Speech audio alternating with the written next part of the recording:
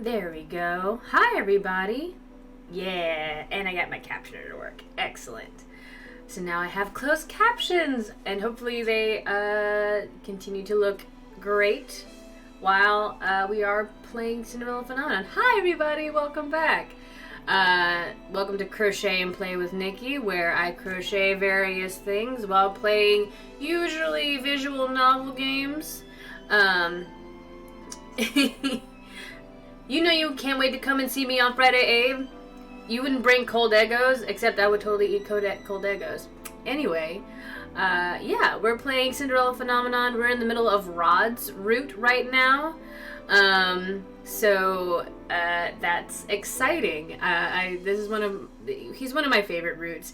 But as Jill has come to learn after playing some of the game, some feelings happen at the end of these games, and I'm very excited for us to get close to those feelings at the end of this one.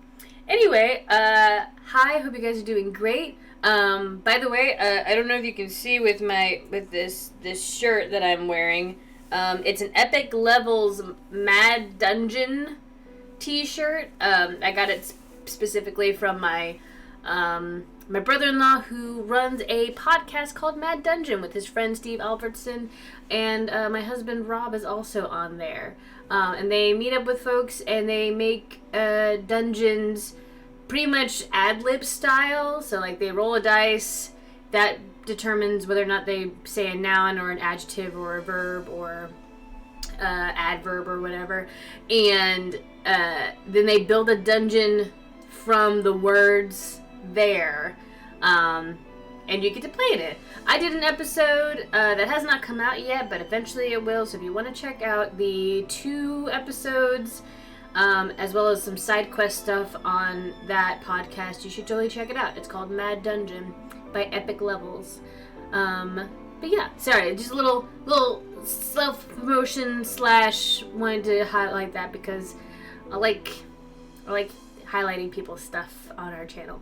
Anyway, so yeah, back to what we got going on today. We stopped in the middle of a choice here with Rod. So that is what we need to do as we work on our baby blanket. Well, maybe you're not working on a baby blanket. I'm working on a baby blanket. Kayla, hi! Thanks for stopping by. Thank you for giving me nuggies. I love the nuggies. I'll take them and I'll eat them and I'll be happy. So yeah. So let's see. Oh, that's right. We saved and I can't remember what the context was. So let's look back at the log for a second. Oh, I think Rod, complimented us.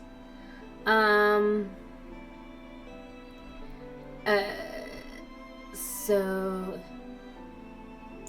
that's why even if I do not plan to break my curse, I will still do what I can to help you break yours. It's the least I can do as your partner. I stared Rod in shock. Yes, okay, great.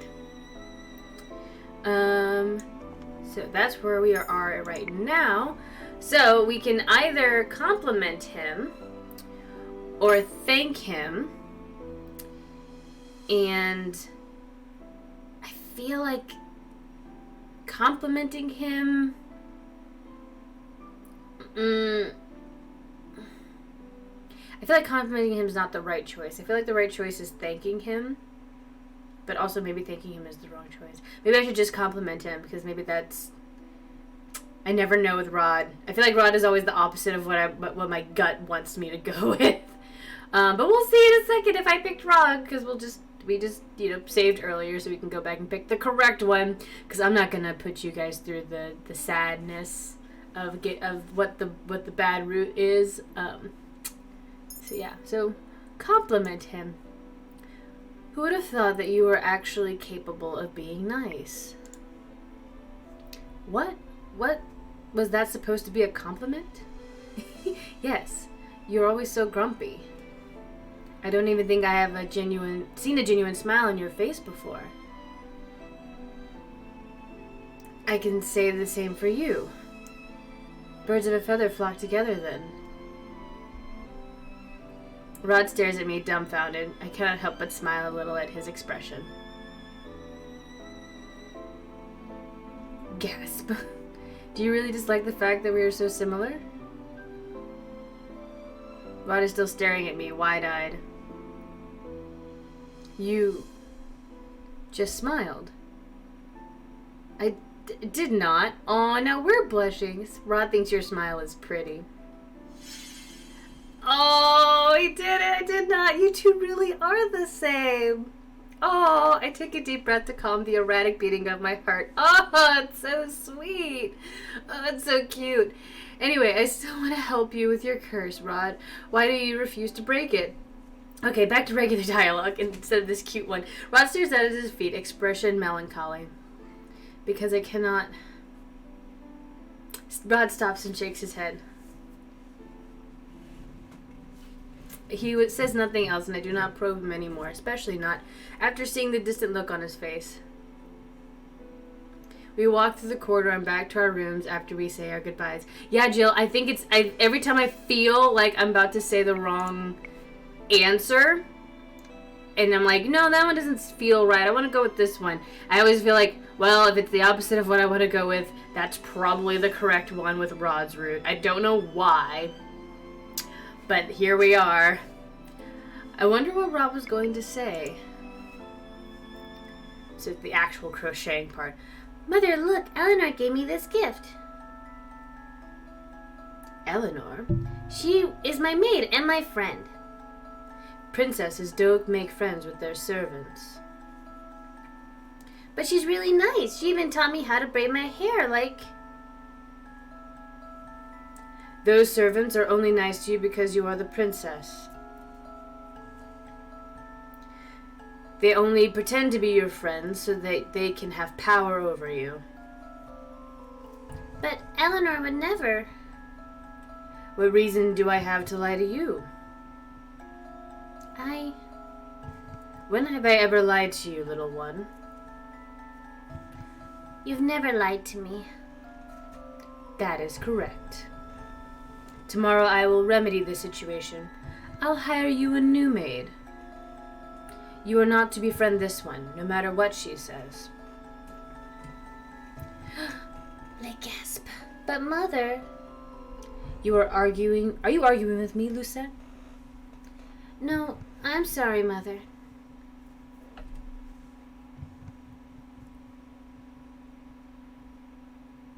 Oh no, poor Jill. I'm sorry your brain hurts. I'm sorry we've hurt your brain.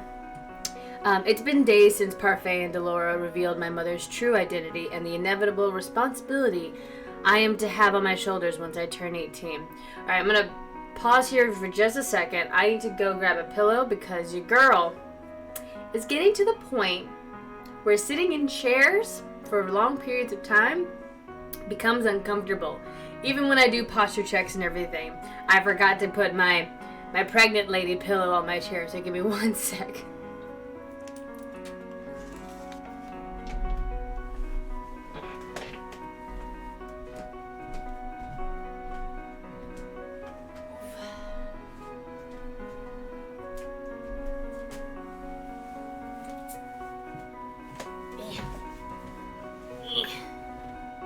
Okay, there we go.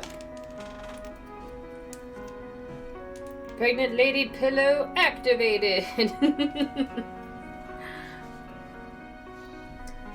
Okay. Oh no. Okay, there we go. Alright, we're fit, we're fine, we're good, everything's cool, we're good. Alrighty.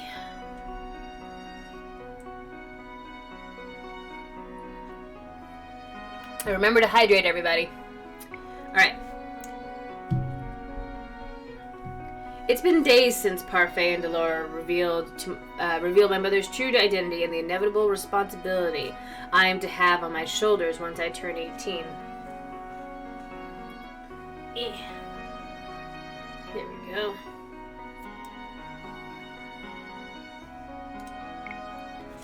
I've been trying to ask the king about Mother, but he's even busier these days than he was before. And it's impossible to find a single moment in the day to speak with him.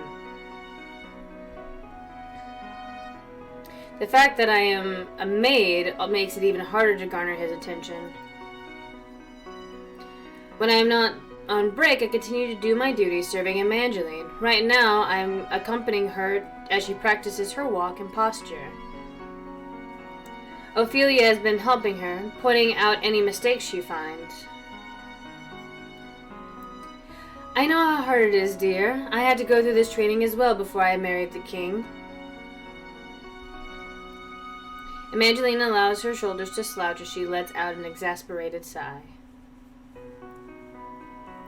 I've always hated these lessons. I had thought my posture was fine. This is supposed to refine it, and yet all these lessons have been doing is hurting my back. Girl, I feel that. Oh, Evangeline, you'll get the hang of this. You just need to keep practicing. But Mother, I've had this same lesson before. Why must I do it again? Because you slouch when you walk, and that is unbecoming of a princess. Evangeline scowls at her mother, and Ophelia's frown falls away as she bursts into laughter. Mother, you're not helping. The atmosphere in the room is far from heavy as Evangeline and her mother continue to conduct their lessons. It's almost the exact opposite of the lessons I had with Mother. Mother always got angry when I made even the slightest mistake. I know this is hard, but as the crowned princess, all eyes will be on you during the ball. The people there will judge any small mistake you make, which is why you need to be in top form on that night. I know. Ophelia claps her hands. All right, now to start again. Evangeline groans before heading to the far wall and straightening her back. She takes a deep breath, puts a book on her head, and begins to walk again. Did any of y'all do that? I was real good at doing that. The book falls from her head on the third step. She sighs, moves back, and starts the process again. But I think I was intentionally trying to balance the book and not fix my posture. Neither of us break Evangeline's concentration by speaking. We stand idly by and watch as she tries time and time again. I am surprised when Ophelia leans towards me and begins to whisper. Lucette, I've been meaning to say this before, but I am grateful that you are friends with my daughter. I gasp. I look at Ophelia's smiling face with surprise. I never agreed to be her friend. You are not against the princess making friends with her servants? Why would I be? I actually wish more of the staff here wouldn't be so uptight, since I would love for Evangeline to be on good terms with people who serve her. Nah, we're just ruined, Jill. Besides, social status is never an obstacle to friendship. Ophelia shifts her gaze to Evangeline, who is now picking up the book that has once again fallen from her head. No matter your occupation or status, a friend is always a friend. You've given Evangeline the courage she needs to face the many challenges she has ahead of her. Aww. In a way, you're like family, since you're always around us. Ooh, Ophelia! Like family. Come what may, both family and friends are there for you and will accept you for who you are. Even before I was cursed, Evangeline was always trying to be my friend. That means she knew all along who my mother was and still wanted to be my friend. The thought makes me remember what Parfait told me about my mother threatening to kill Ophelia if the king did not marry her. I turned to Ophelia, curious. Your Majesty, may I ask what you know about the late Queen's rule? Ophelia looks at me quizzically, so I quickly add a thoughtless lie. I was not an Evangeline and have only heard stories. I just thought it was so hard to believe that with how peaceful things are in the palace right now. The kingdom it was a dark place back then. People lived in fear under her rule. The king had no real power over Angelia, excuse me. The witches had free reign over the kingdom. They cast the fairy tale curse incessantly and on a whim. We barely left our houses in fear of becoming cursed. Mother's reign was that terrible? The king still blames himself for the darkness that befell Angelia during the time. This is why he works day in and out to stabilize the country and to put smiles on everyone's faces. I remember long ago how he told me one of the reasons he would always continue to work hard for this kingdom was because he wanted to make a brighter tomorrow for his child. Aww. Dad. Ophelia looks confused for a few moments, then brushes off the awkwardness with a small chuckle. He helps the family in his own way. Is it possible that he said that with me in mind, in Ophelia's slip-up? But then maybe he was always referring to Evangeline and Rod. The kingdom's come a long way since then, hasn't it? There are still witches here and there, but most of them don't bother others. I pray that the peace we are experiencing right now will last. I see. Thank you for telling me. It's a bit of a dreary topic, but I'm happy to have helped. If you need anything else, please don't hesitate to call me. Oh, Jill, the emotions. I know it may not be traditional protocol for a queen, but then I do not consider myself a typical queen. I try my best to listen to everyone here, regardless of what their title or name might be. I can only nod at her in response. Princess or maid, the way Ophelia has treated me has never changed. She has always treated me with kindness, regardless of who I am. I never saw it before because I was always so distant from everyone, but now I see that Ophelia treats everyone here with kindness regardless of social status. Whoa. I was always frustrated by the servants when they compared Ophelia to Mother, saying she was superior. But now, I think I understand why they would want such comparisons. You love to see the growth.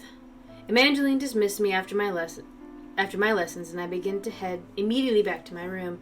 I've just turned a corner when I noticed Sir Alacaster standing before me, scowling. Watch where you're going, child. I quickly avert my gaze, not wanting a confrontation. He always looks at me so strangely, almost like he can see into my mind, or is trying to. My apologies, Sir Alacaster. Sir Alacaster nods his head at me stiffly before walking off. You are pardoned, Princess. Oh, snap! I turn to stare after him, but he has already turned the corner.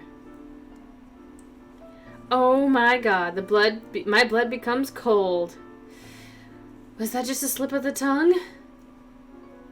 But how else could he know that I'm the princess? Is it possible that he is cursed? That he's cursed? Oh my god, hi Ken. What? Oh god. Hi Ken. Well. Hey, thanks. Thank you so much for all the gift subs. Oh my god. Good evening. How are you? We just had a serious revelation just happen. So that was a thing? Yes. Oh my gosh. Okay. Welcome back. Revelations are pretty dicey right now. Yeah. So our main character here is supposed to be under a spell that, disguises herself so that nobody can tell that she's the princess or that she looks like the princess or whatever. But it definitely looks like somebody has let it slip that she's the old princess. So that's cool. So now we are concerned. So yeah, way to jump in on that. I hope your day's been going well, Ken. I know it's a Monday, but we're glad you're here. No, somehow that doesn't seem right. But he does not have the fairy tale curse. Could he be the witch that Delora warned me about? What reason would he have for unveiling his identity then, unless he just wants to intimidate me further? It occurs to me that Fritz still remembers who I am. But did he tell his father about me? Now I'm even more confused about whom I should trust. Lucette? I jump when I hear Rod call me. His expression slowly creases with something that looks like worry. Oh, he's worried about us. You're pale. Did something happen? Would he believe me if I told him? Probably. Boop. Save. Yes. Okay, so tell him, do not tell him. Okay, so my inclination immediately is to tell him. I don't lie about things like, no, we need to both know about the shenanigans. And so that makes me think that I need to go with, don't tell him. Yeah, that's been my, weirdly, that's been my whole thing is like, if whatever my gut instinct is like immediately to do the opposite with this character, so. But I might be wrong, which is why we save. Don't tell him. Nothing. I doubt he would make any effort to trust what I have to say. He is always skeptical of me. But he hasn't been lately. Rod furrows his brows at me. You expect me to believe that? I'm not even sure that I am right. I would not want to accuse anyone without any proof. If you want this partnership to work, we should learn to trust me. Ooh. Do you even trust me? I don't need to like someone in order to trust them. So, are you going to tell me or not? All I can say for now is that we need to be careful around Sir Alacaster. He knows who I am. See, you told him already. Rod stares at me for a few moments before finally nodding. Whatever you say. No. No, no, no, no, no, no, no. I was right, apparently. I can never tell. Tell him. Okay, anyway. Sir Alacaster knows I'm the princess. Do you think he's a witch Delora was talking about? I whisper the words to him, and he responds by raising his eyebrows, looking surprised. What makes you say that? This isn't just because of the standoffish way he acts, is it? You don't believe me. Rod sighs. I never said that I didn't. It's just that we can't be blindly accusing anyone without any real proof, which is what I said earlier. Rod stares at me for a few moments and closes his eyes, his eyebrows slightly furrowed in thought. Sir Fitzgerald also remembers who you are. I do not want to be so suspicious of Fritz. I don't think blindly trusting him would be right either, given these circumstances. No, our boy Fritz. You need to stay vigilant around him. If anything happens, you can come and talk to me about it. Oh, I can come and talk to you about it? Really? You're worried about me. Rod averts his gaze from me. Of course I am. Wow, you're actually being honest. Ooh, Sebi calling you out.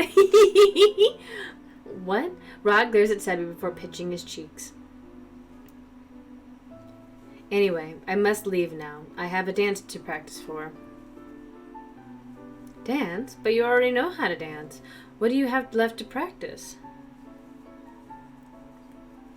Rod does not answer and only walks away. I decide to follow after him. Oh, you do you? You decide to follow after him? Mm-hmm. Why did you follow me? I shrug. I wanted to see you practice. To be honest, I want to see him dance. I already know that Evangeline is very clumsy when it comes to dancing, but outside of the one practice with Evangeline, I've never seen Rod dance. Evangeline always gloats on his behalf, but I have yet to witness Rod's supposed talent with my own eyes. Our dance together was so short, I barely had any time to judge him.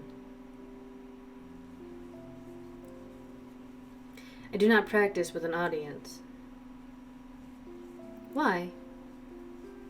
It is my preference. Rod is easily embarrassed. Rod groans and pinches one of Sebi's cheeks, glowering. Sorry. Rod reluctantly releases the bunny with a sigh. I noticed you've been talking more lately, Sebi. Oh, that's because Rod here has been saying things that contradict what he thinks or feels. Sebi makes a sound of defeat as Rod once again pinches one of his cheeks. Oh.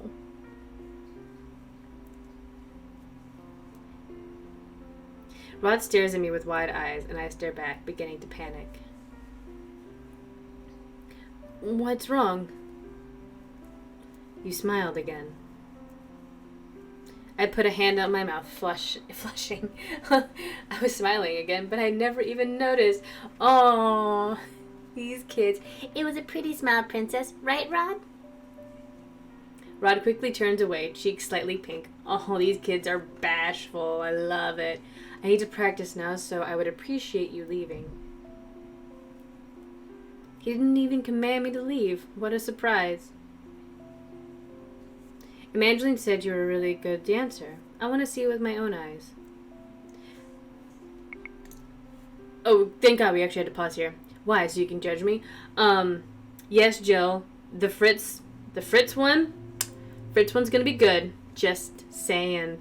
I'm very excited for the Fritz one. We're gonna do Karma after Rod's though, which you already done Karma, but I want everybody else here to be able to see it.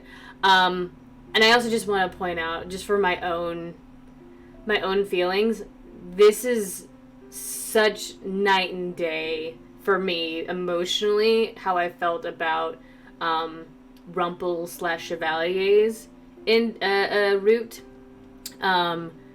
Like that one was just like super cringy all the time. I wasn't really invested in the story that much, and while it definitely gave us some like lore for the general main overarching story of this game, it's not as much as Rod's is. Rod's is giving us so much, and it's great and it's wonderful, but also the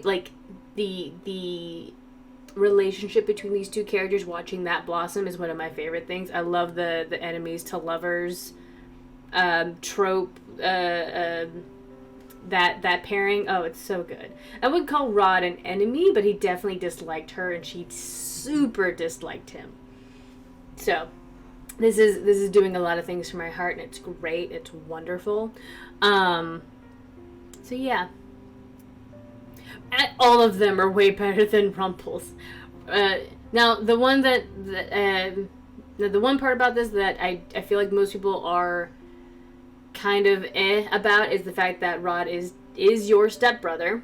He is, you know in the lore that his mother married your father, a year ago. You didn't grow up together as siblings, so there's not that sibling bond or anything like that, but still, like, some people get a little icky about, like, sibling relationships, which I understand. I get it.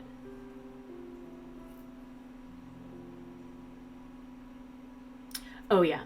And I'll go ahead and say we're doing Karma after this, and then we're doing Fritz, and then we're doing Waltz. Waltz is my favorite, which is strange because if you remember, every time we see Waltz, at least the two times we've seen him in the two playthroughs of this game,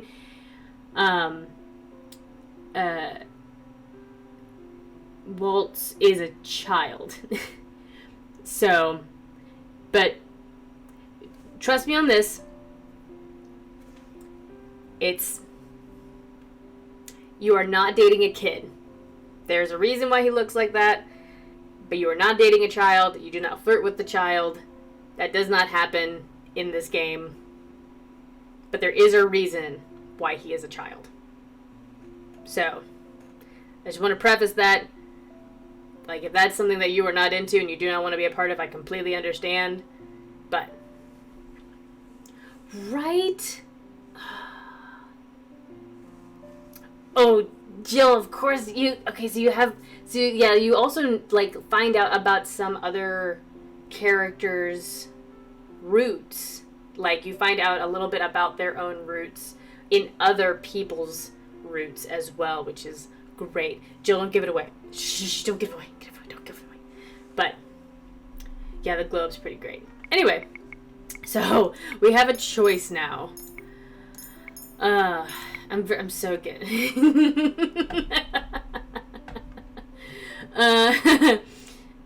Anyway. Yeah, Rod and Lucette do have so much in common, which is just so great. Because they're like, they hate each other, but you're just sitting there going, you're both almost the same exact person. Almost, but not quite. It's so good. Anyway, I'm not here to judge. Oh, okay, yay! I'm sure that I'm a better dancer than you. My favorite is definitely Lucette and Waltz, though I do have I have a soft spot for the Fritz route. It's real good. And then honestly, I like this one a lot as well. This one is really sweet. Anyway, which one am I going with?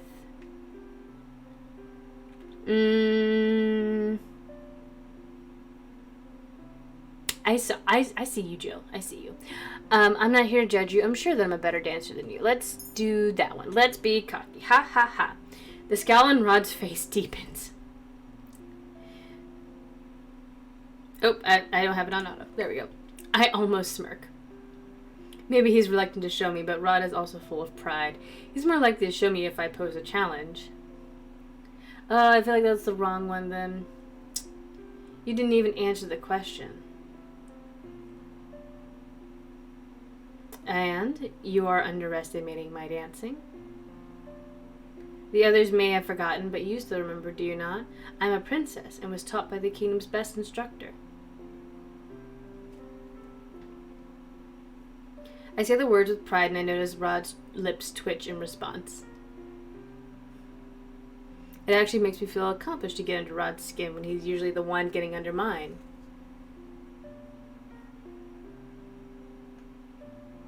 Having the best instructor does not automatically make you the best dancer. I'm pretty confident with my own skills. Say what you want, but I refuse to believe you without any proof. I still say that I'm a better dancer than you are. Rod steps forward and pulls me suddenly into his arms, taking me by surprise. He looks at me, clearly determined. Ah! Fine then. You'll have your proof. I'll make you swallow those words with this dance. Ooh, sweetie. Ooh, we love it. We shall see. Ah! Yes. Rod starts leading the dance. He glides us into the imaginary rhythm of a waltz. Even without the music, I am able to count the steps in my head as I follow his lead. This is different from the short dance we showed Evangeline. Rod's movements are graceful, his touch gentle as he leads me into an underarm twirl. Right? Right? Oh, we get a picture too? Yes. Yes. When I come face to face with him again, I notice the gentle way he stares at me. The usual hardness of his expression is gone, melted into something relaxed. I find myself staring back at him, looking into his eyes. Perhaps Rod does have some gentleness to him. Our gaze does not break as he twirls me. You have beautiful eyes. Ooh! Oh, he said that out loud. Rod's eyes widen as soon as mine do. He abruptly lets go of my hands and steps back. Oh. Oh, my heart. I can only stare at him, my face warm. See. So, like, in the Rumple route, Rumple was giving out compliments left, right, up and down, whatever, which just made them, which, like, his defense was, you know, you should just do that constantly to let people know, like, how great they are constantly, which I get glowing up your friends and people that you admire and giving them compliments, but when you're constantly complimenting somebody's, like, appearance and comparing them to, like, a summer's day or whatever all the time, it just gets annoying and frustrating and honestly makes the compliment less genuine when you're receiving it all the time. So when you got shit like this, where Rod pulls the you have beautiful eyes without realizing it, my heart. I'm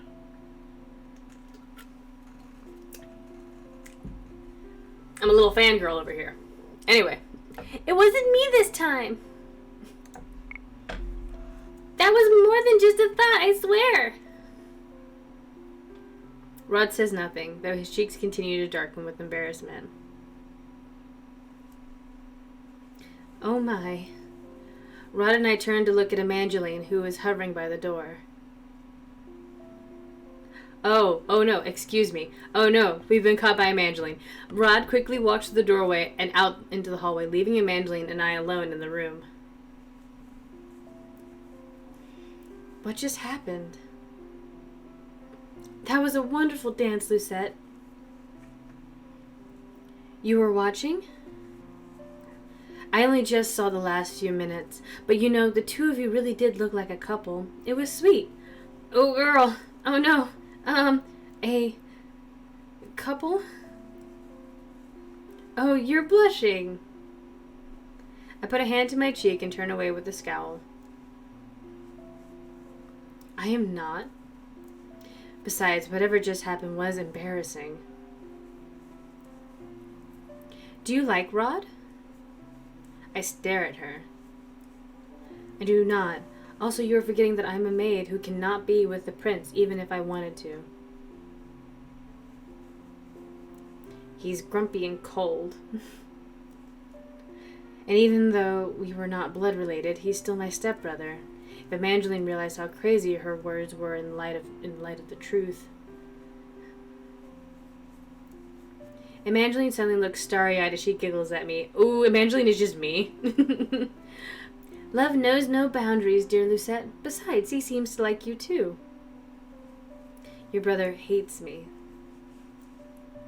Rod can be a contradiction sometimes. Sometimes he says the opposite of what he feels. It's only when you get to know him as well as I do that you realize what his truths are. See, I'm not crazy to think that you do the opposite of what you think. I can't help but think of Sebi, who always speaks Rod's thoughts aloud when they are contradictory. He was always so mean to Viorica when we were young. He would always bully her for being a crybaby, even though he cried far more often. But then I realized he treated her more special than he did anyone else. Back then, I knew that he liked her. I thought that one day the two of them might even grow to love each other, but... Oh, we get in the backstory. Evangeline lets out a long sigh. She directs her attention out the window. His attitude towards her has changed ever since he was cursed. Then they grew more distant when Viorica found a lover. Is that the reason why you've been going to the toy shop with Prince Rod? Because you want to bring them back together? Evangeline nods. The three of us were best friends, the three musketeers. It's not the same without Rod. I keep on asking him what's wrong, but he refuses to tell me. Yeah, so, this is my... I think this would actually technically be my 4th time playing through Cinderella Phenomenon. I played it once through normally once to get all the bad roots, and then once again to get some achievements. So I've seen everybody's route through to completion and had my heart ripped out and stomped on and all that good stuff. Yes, right? She's the wing woman all along. Yeah, the Rod dance scene. So good. It's so good. All of Rod's scenes just make me really happy. I love Rod's character. He's my favorite type of character that's just very, like, he's like a much more subdued version of Bakugo from My Hero Academia. Just very, super angry or not angry, but like super aloof, doesn't really talk that much, doesn't want to be a part of the crowd or whatever. And then suddenly, so good. And then suddenly he has these sweet, genuine moments, and it's just like, oh, I love it. Oh, I love it. Kill me now with the feelings. Anyway.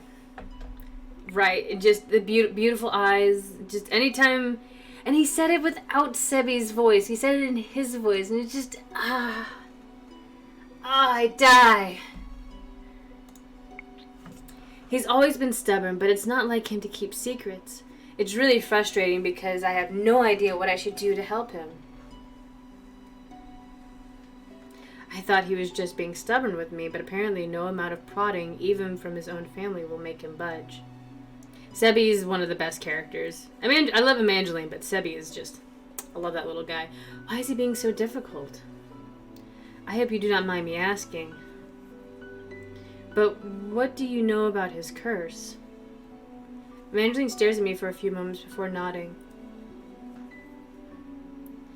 You're my friend, Lucette, and I know that I can confide in you. I know that sometimes I'm not trusting enough, but I think Evangeline is still far too trusting. We only know that he has the mermaid's curse.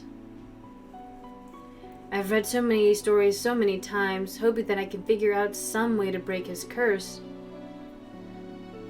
I think back and realize that I actually read the beginning of The Little Mermaid a long time ago, but I did not have the chance to finish because I was caught by Mother.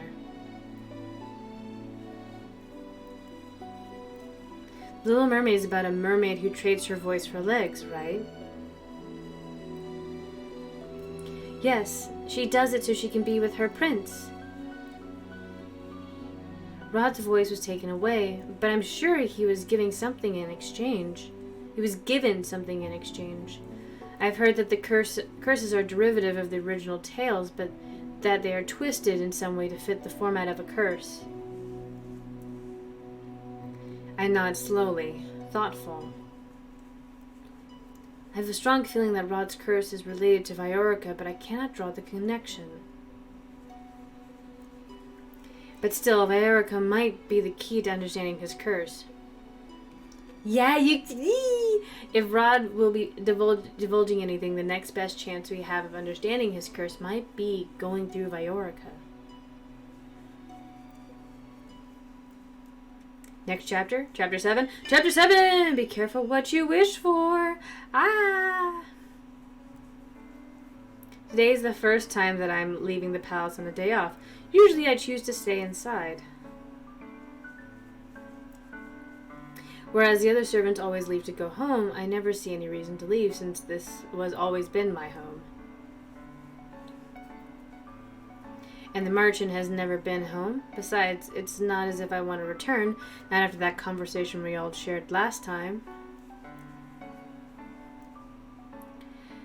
Thus, I have spent most of my days asking questions about Mother's reign, inquiring when and where I can. The options do not surprise me.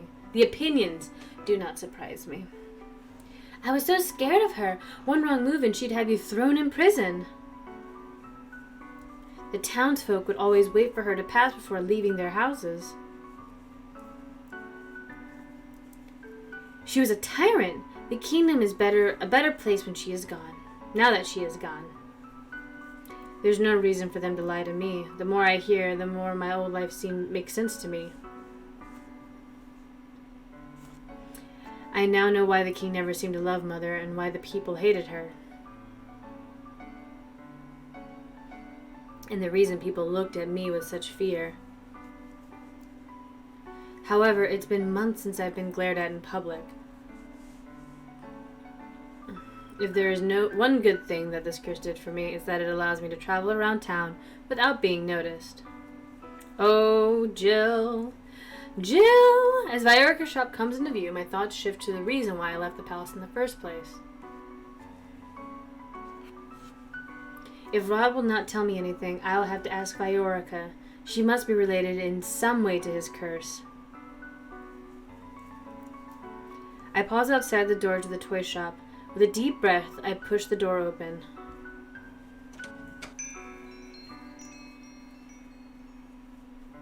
Welcome. The moment she sees me, her expression becomes confused.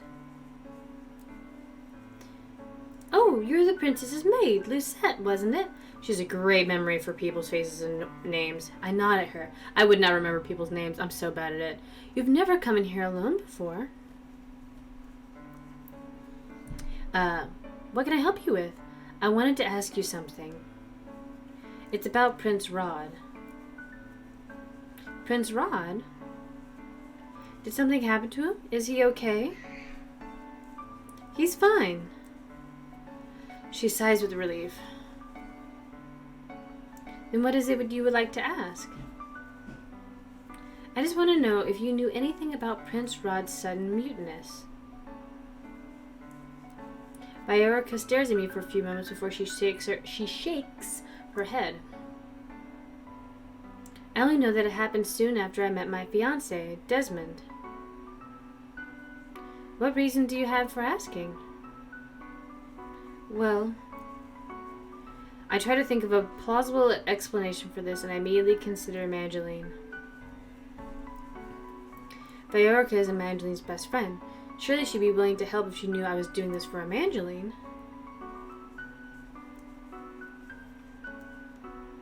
Prince Rod has been very quiet recently. Princess Evangeline has been worried sick about him, but refuses to say anything, even to her. I've been trying to gather information that might be helpful in discerning the cause.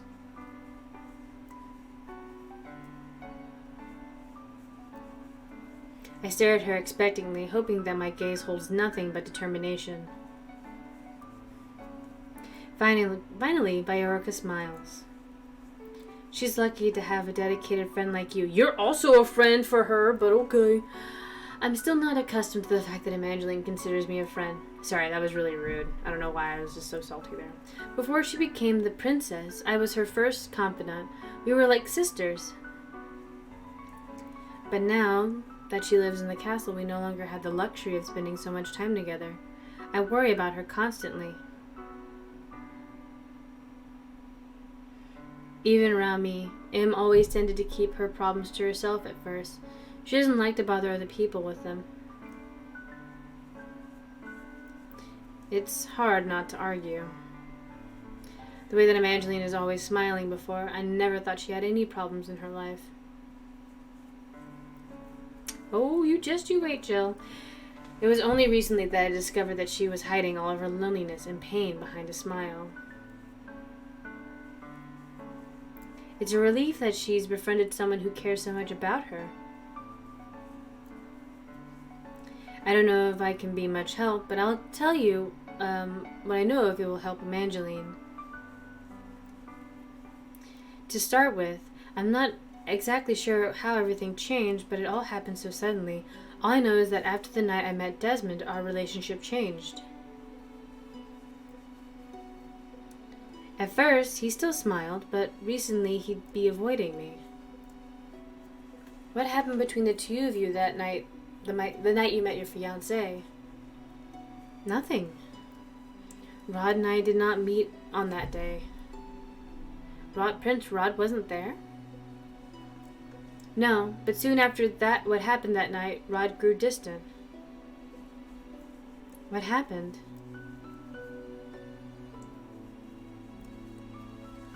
It was a stormy night, and I was heading back home. I took the route by the riverbank because it was the shortest route. It was foolish of me. The road was slippery and full of mud. I lost my footing and fell into the water. The waves were strong, and I was certain I was going to drown. I don't remember what happened in the darkness of that water, only that when I woke up, my head was in Desmond's lap. It was the first time we'd met, but not the last. He carried me home, and he came by every day as I was recovering.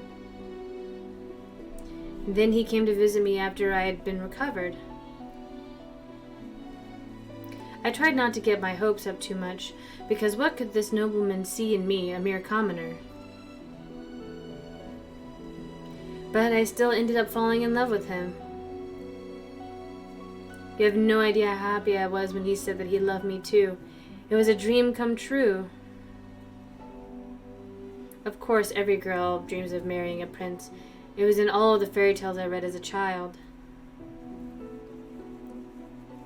None of that was at all related to Rod. How does this relate to his curse? You said your relationship with Prince Rod changed after that night. What happened? Viorica sighs. I told Im and Rod about Desmond soon after the incident. Im was happy that the two of us had fallen in love, but Rod didn't say much of anything. That's when I noticed he started growing distant, and then I realized he also had lost his voice. He still won't tell me anything, but I figured that he was... Her voice fades, but I know that she was referring to the curse. So Rod lost his voice shortly after Viorica met Desmond. The mermaid's curse must have something to do with the tail. The little mermaid traded her voice for legs so that she could be with her prince, but that night the only person who found their prince charming was Viorica.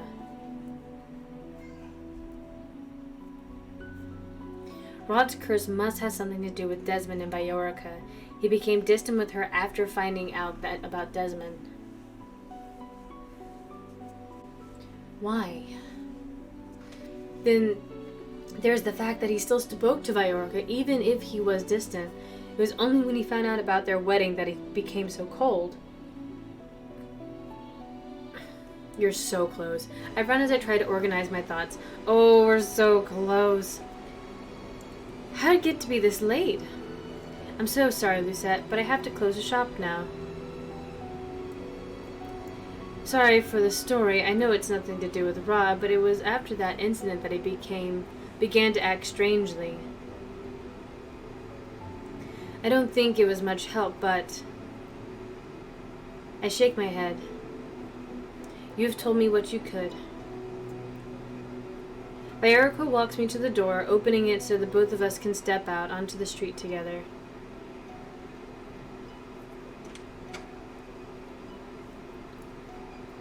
I really hope you're able to help Evangeline and Rod.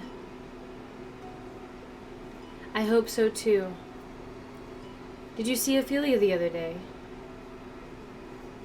I catch a sight of two noblemen sitting on a bench together, not too far away from the toy shop.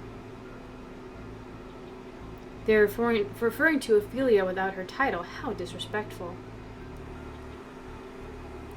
Who would have thought a peasant like her could also look like royalty? Could almost look like royalty, excuse me. But her dress, as the queen, she ought to be wearing silks rather than satin. I do not know why, but I bristle at their comments. Everyone is entitled to their opinion, but the fact that they are speaking so bluntly in public means that they have little worry of being overheard.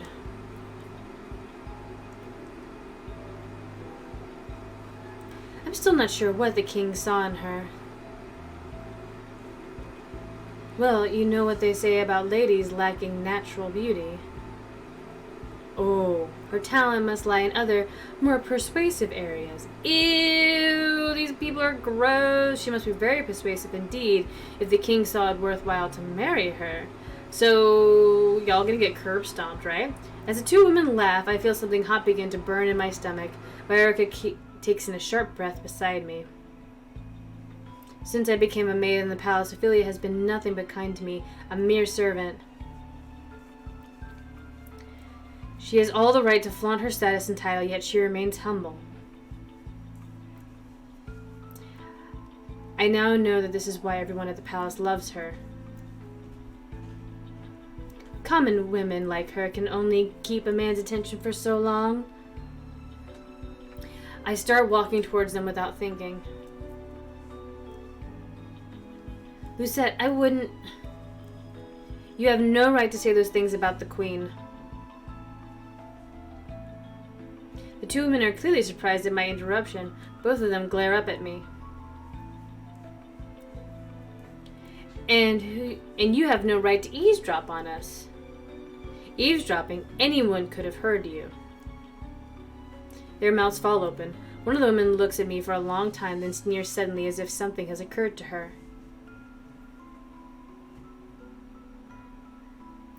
I thought you looked familiar. You're the Crown Princess' personal maid. I see you always following her around when she's not in town. This is none of your business, girl. Why do you care so much of our opinion? Perhaps it's because the girl idolizes the Queen, thinks she might also go from rags to riches. What? Ooh, you do have a point. They stand and advance towards me. Do you want the prince for yourself, girl? If a commoner can become the Queen, it's not too difficult to imagine yourself as a princess, isn't it? How foolish. You're better off dreaming smaller dreams, girl. They laugh, and the irritation in my chest blazes into a full-on anger. Is this what Ophelia has been dealing with for the past year? She's been treated so cruelly when she's done nothing but love the king. And I also ridiculed her just like this. I force myself to look at the cruel women as I move my head to the pendant hanging around my neck. I was just as cruel to them. I was just as cruel as them. I barely feel Viorica's hand as she rested against my shoulder. Lucette, let it go. Her Majesty wouldn't want you to do this. But I cannot just let these two women talk about Ophelia like this. I pull away from Viorica and stand firm. The Queen has a good heart. She's far more noble than either of you could ever hope to be. I think back to the time I was cruel to her. Ophelia could have easily reprimanded me for my behavior. She had the right as my stepmother, yet she had been nothing but kind to me. Ophelia never got angry at me, even despite my treatment towards her and her family. She has always treated others with kindness, even when they are cruel to her. Judging from the bitterness in your accusations, it seems like you are jealous of her. How pathetic. The other woman marches towards me, and my free hand instinctively moves to hold her hand just before her palm reaches my cheek.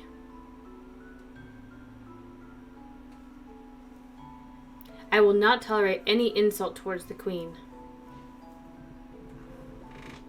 A soft light emanates from the pendant, and I can only stare in shock. I got another good deed? By defending Ophelia? The woman snatches her hand away.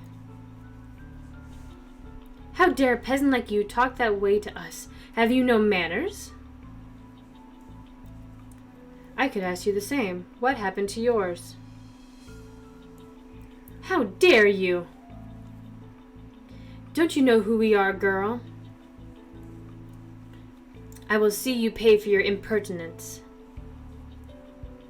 Our words have far more weight than yours ever will. I'll go to the king myself to tell him how rude you were. Why do people think that I can pass on that message myself?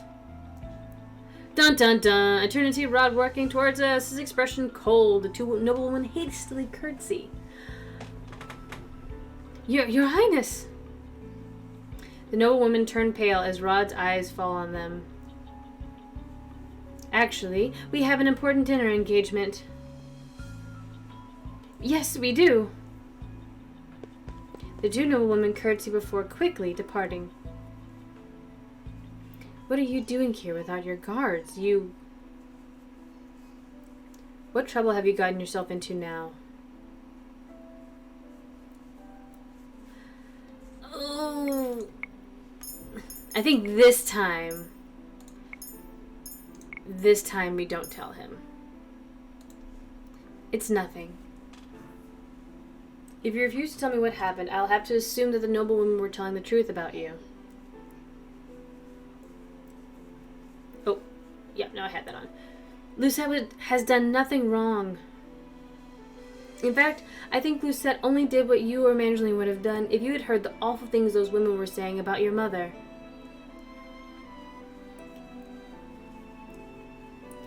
What? She stood up for the queen when she didn't have to. Then why didn't you just say so? Would you have believed me? Rod drops his gaze from mine. You never gave me a chance to believe you, did you? Lay gasp. He would have believed me?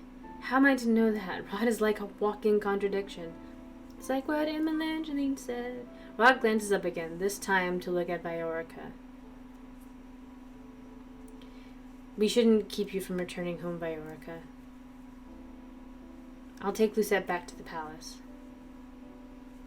Viorica's eyes narrow. She looks ready to say something, but Rod has already reached for my hand to pull me along behind him.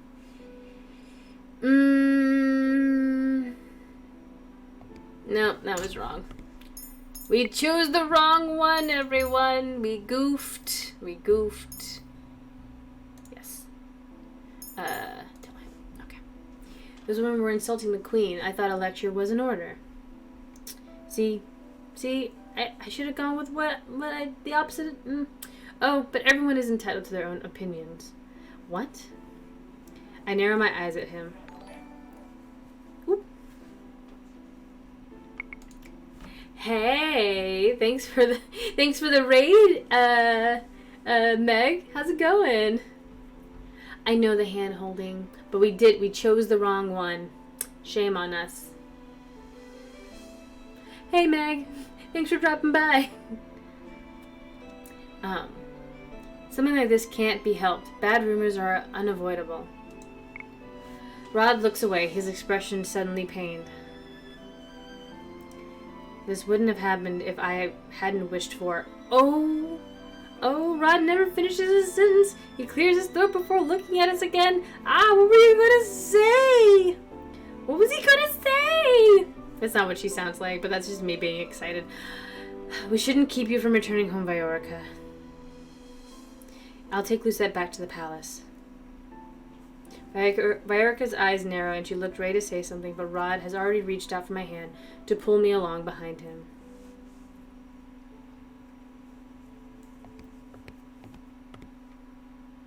My eyes narrow and I recognize the path we're on. This is not the way back to the palace. No, it isn't. We're going to the Marcham. Why? Because I was on my way there before I was forced to take a detour because someone was drawing attention to herself. What? But Rod ignores me and he walks the rest of the way to the Marcham in silence. Wait. Oh, stop. Okay. Did we get the little icon that we... I know, me too. I looked down and, I didn't notice anything. But I feel like we went through literally 2 scenes and that didn't pop up.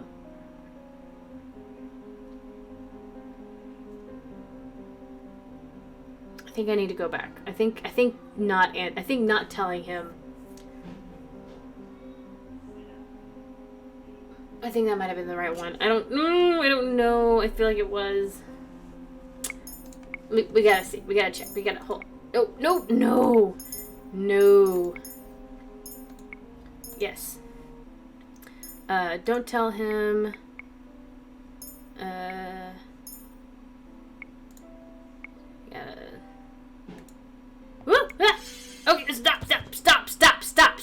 my god. Sorry. We have to do that again. So no. It was definitely don't tell him. I was right. It was don't tell him. Okay, and then we just gotta let it go. Jesus Christ. Sorry, everybody. I know how to work the controls on this game. I don't know what you're talking about. I might actually have to just do this. Sorry about the clicking noises. I don't like it. Anyway. When we were out of sight of Erica's shop, Rod stops, releasing my hand as he turns to face me. Did you really think I would refuse to believe you if you told me the truth? You never liked me. You have no reason to believe me. Rod sighs, running a hand through his hair. I told you that I would help you break your curse, right? That offer alone should be enough for you to know that That you what? That you what, Rod? Rod turns away, suddenly looking embarrassed. Hi, clean guy. Hey. Come on, let's go get you dried off and in your PJs. And then Mommy's going to read to you, okay? Yeah, get in your PJs and then you can come say night to everybody. Yeah, let's do it. So we're going to get a little baby Oliver night-night before I go on break. So let's get to the marching. That I don't like you anymore. Alright. Excuse me. That I don't dislike you anymore. That's the correct one. Okay, stop. You're expecting me to just assume that? How would I know unless you made it that obviously clear? Right? Rod, you need to enunciate your words about how much you don't dislike us anymore. Anyway. Well, I'm making it clear now. Oh, he stuttered. I understand. Anyway, thank you for standing up for my mother. It seems like you don't require my assistance in breaking your curse after all. He gestures to my necklace. Congratulations on your second good deed, Lucette. Oh, and a little smile. Suddenly tongue-tied, I found myself looking everywhere but at Rod. When I have once again gathered my senses, I turn to the road. My eyes narrow as I recognize the path we're on. This is not the way back to the palace. No, it isn't. We're going to the Marchen. Why? Because I was on my way there before I was forced to take a detour because someone was drawing attention to herself. What? But Rod ignores me and we walk the rest of the way to the Marchen in silence. Walt is the only person in the reception room when we enter. Prince Rod? Princess? It's a little late for the two of you to be here. I had meant to be here earlier. Is Lady Parfait here? Waltz nods. I'll go get her. Wait here. As soon as Waltz leaves us alone, Rod turns to me, his expression rigid. Rod steps closer and grabs my shoulders. Oh. The gasp. I wasn't able to say so earlier because we were out in public, but you should know just how much danger you're in now, and yet you thought it was okay to go around on your own? Oh. Hi, Oliver. Come here. All right. By the way, as you can see, I got him. But as you can see, Oliver, gotta sit. Well, I don't know if you guys can tell, but his hair is much shorter now. See that guy? Yeah. He's scared, and that guy is mad. Well, that's a lady. Her name is Lucette, and that man is named Rod. He's super angry. Yeah, she's scared and he's angry. Anyway, It's like 80, 90 degrees already in Georgia, so point I gotta give this baby a haircut. Yep. My point right there. Yeah, and that's the microphone. Don't grab it. All right, Oliver, can you say night-night? Night, night, night, night, night. Say I love you. Love you, love you, love you. I don't have anything else funny for you to say tonight because it's been a very stressful night for Mommy, for feelings. So, are we great? Are we gonna go read a book now? Yeah. Okay, great. So with that, we're gonna take a quick little break. I'm gonna get this guy to bed, and we'll be back with more of these cute kids on the screen here. So go get some water, go get some snacks, relax your fingers if you've been crocheting along with us, and we will see you guys in about 15 to 20 minutes.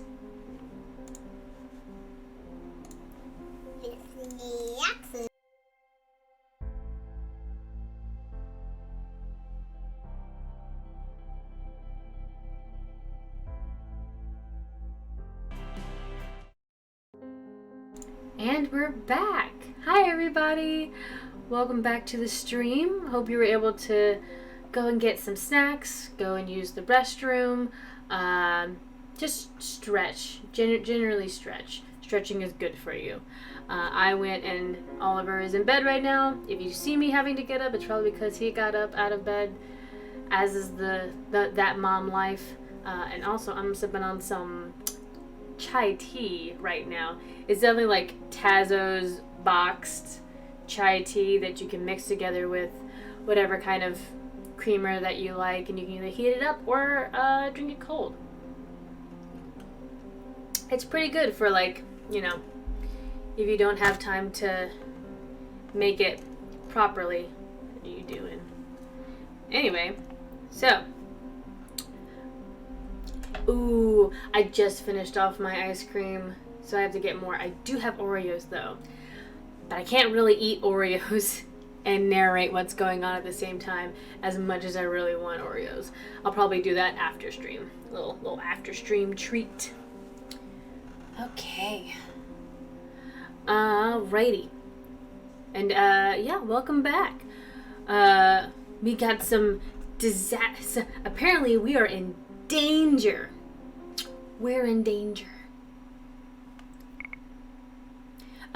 You should know just how much danger you're in now, and yet you thought it was okay to go around on your own?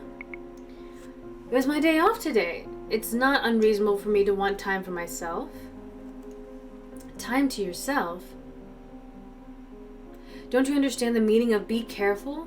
Why would you do something as foolish as going out into town alone? I can't help but bristle at his tone. Why are you so angry? Because you're... Rod trails off and looks away. What? Because you're family. Uh-huh. So you're finally acknowledging me as family. I don't believe that for a second. I notice his cheeks turning pink, or turning red. To be honest, you're less of a family member and more just... important. Ooh, important. Because of all that you do for Evangeline. You're important to my sister. I don't believe him. He looks uncomfortable as he says the words, and I cannot help but marvel at his embarrassment. Why are you lying? Why is he so embarrassed? But Rod changes the topic as he turns away from me. Why were you with Viorica? I can only think of one reason you'd speak to her. My curse. You thought you'd find out about my curse through her? I shrug. I can only assume that your curse has something to do with Viorica. I look up when Rod says something, then stare at the curious sight before me. He has taken Sebby off his shoulder and is holding the doll in his hand away from his face. The two seem to be engaged in some silent conversation. Then gently, Sebby speaks words I can hear. This is the right thing to do. You need to let her help you, Rod. Oh my god, it's so serious. Gasp. Wright bites down on his lower lip before briefly closing his eyes. Eventually, he returns Sebby to his usual spot on his shoulder and turns to me. Fine. You're stubborn and you're not going to quit investigating unless I tell you, are you? You're right. Viorica is the reason I was cursed. Dun dun dun. Rod sits down on the settee and lets out a heavy sigh. His eyes are far away as he speaks to me. I was in love with Viorica, but I wasn't brave enough to tell her. I just followed her around like some kind of puppy. One day, Viorica hadn't come home, and it was raining very heavily, so I went out to look for her. I found her walking along the bank of the river. I called out to her to help her tell her be careful, but I don't think she ever heard me. She slipped and... Rod swallows. He clenches one of his hands into a fist. She fell into the river. I dived in after her. I somehow managed to get both of us onto the riverbank, but it didn't look like Viorica was breathing. I didn't know what to do. I started panicking. I ran off to try and find help, but I couldn't find anyone in the storm. When I returned, she was gone. I rushed to her house and the doctor was already there tending to her along with Desmond. Rod's gaze is vacant as he nods.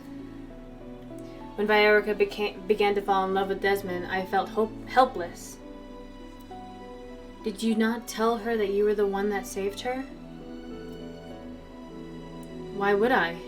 Viorica was so happy believing that she and Desmond were fated to be together. I couldn't do that to her. But surely if you told her... Rod interrupts me. I want the people I love to be happy. I don't care if their happiness causes me pain. I'd rather bear that alone instead of bringing down those around me. My chest aches as I watch Rod's face. I never would have guessed that Rod would be so... selfless. That didn't stop me from thinking that I could still make her love me instead. I decided to become what I thought Viorica wanted most, the Prince Charming of the fairy tale she so adored. And so I asked a witch to turn me into one. She stole my voice in exchange. Only then did I realize that she had inflicted the fairy tale curse upon me, the mermaid's curse. The next day the king turned up at our house, proclaiming that he'd been looking for my mother for years and they never stopped loving her.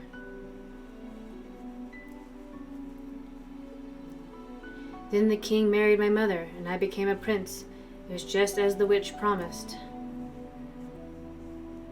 But it didn't matter. I didn't see it when I made the deal with the witch, but I couldn't be blind to it forever.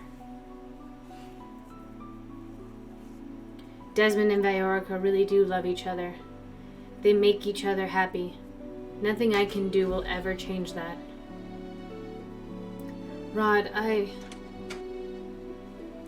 Prince Rod? Oh! Parfait pauses in her tracks when she sees me. Have I interrupted something? No. Rod moves over to Parfait, but he stops to glance back at me. I won't be long. Parfait looks at Rod, then at me, her face puzzled, but she does not say a word as Rod and her leave the room.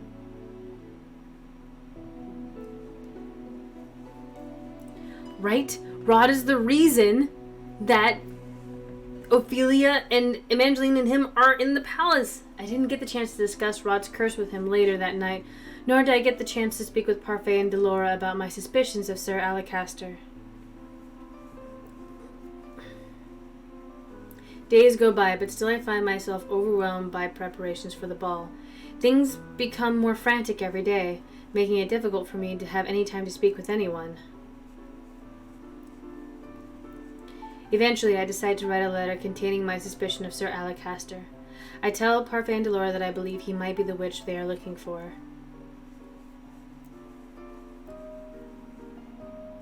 I also add that I believe Fritz might somehow be involved, though my suspicions are not as well founded with him. To make matters worse, he went and disappeared. I've not yet heard anyone mention his name for a very long time. Oops, they gasp. I am forcefully pulled from my thoughts when I collide with someone. The linens I've been holding scatter over the floor. Excuse me, I did not. I look up and my voice trails off when I see who I bumped into. Who is it? Lost in your thoughts. Sir Mithros looks at me, something veiled in his smiling eyes. Ooh, I don't like you. I suppose those are the linens the Queen asked for. Yes, please excuse me. I begin gathering up the linens, but as I reach for one, Sir Mithros picks it up first. Ooh. Allow me to help you. I will be fine. But this was partially my fault. Let me assist you. I bite my lip and do not protest as Sir Mithros helps me gather the rest of the linens. I am contemplating my schedule for the rest of the day when I realize that Sir Mithros has been talking. Oops. I do that sometimes too. I don't suppose you have any idea on who that maid is. Maid? There's a cold amusement in Sir Mithros' gaze. Surely you've humored the rumor of the young prince having been seen with a royal maid somewhere around town. Rumor has it that Prince Rod has found love amongst the common folk, much like his royal stepfather has. Rod with a maid? As far as I'm aware, the only maid he has been out in town with has been... I freeze as Sir Mithros straightens, patting down his clothes for dust before holding out some of the linens to me. If it is true, I wish him the best, though I wish he would be more discreet about it. Ew, go die in a hole somewhere. A royal scandal is the last thing we need right now.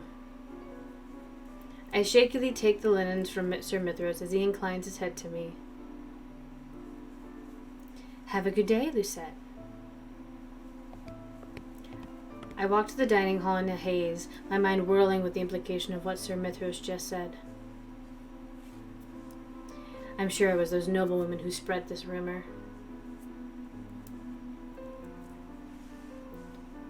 Ah, Lucette, thank you for bringing these to me. Just leave them on the table. I curtsy after placing the linens down as commanded. If that is all... Lucette.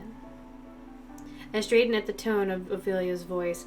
When I look up, I see that her expression is carefully still. Ooh, no. I'm about to ask you something that you might not want to answer, but I very much hope you will.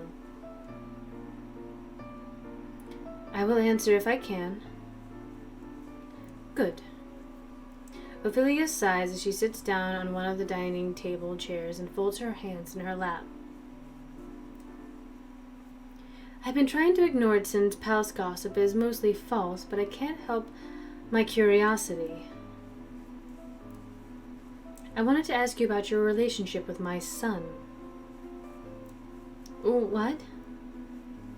I understand you and Rod were out together in town a few days ago.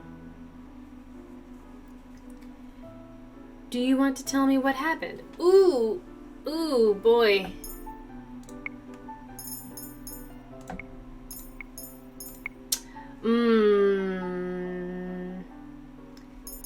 Explain the situation? If Ophelia is asking me about these rumors, then I can only imagine what sort of story those women made up. Prince Rod was just on his way somewhere when he chanced upon me. When he saw that I was in trouble with two noble women, he stopped to intervene. That is all. Rod said the same thing. Then why did you ask me, Your Majesty? To see what you thought about the situation. I don't think anyone should get a say in what your relationship with Rod is. My relationship with Rod? I like you, Lucette, and I'm certain that you're good for Rod. If I had my way, I would let him court you. Oh my god, everyone is shipping them! Leg gasp.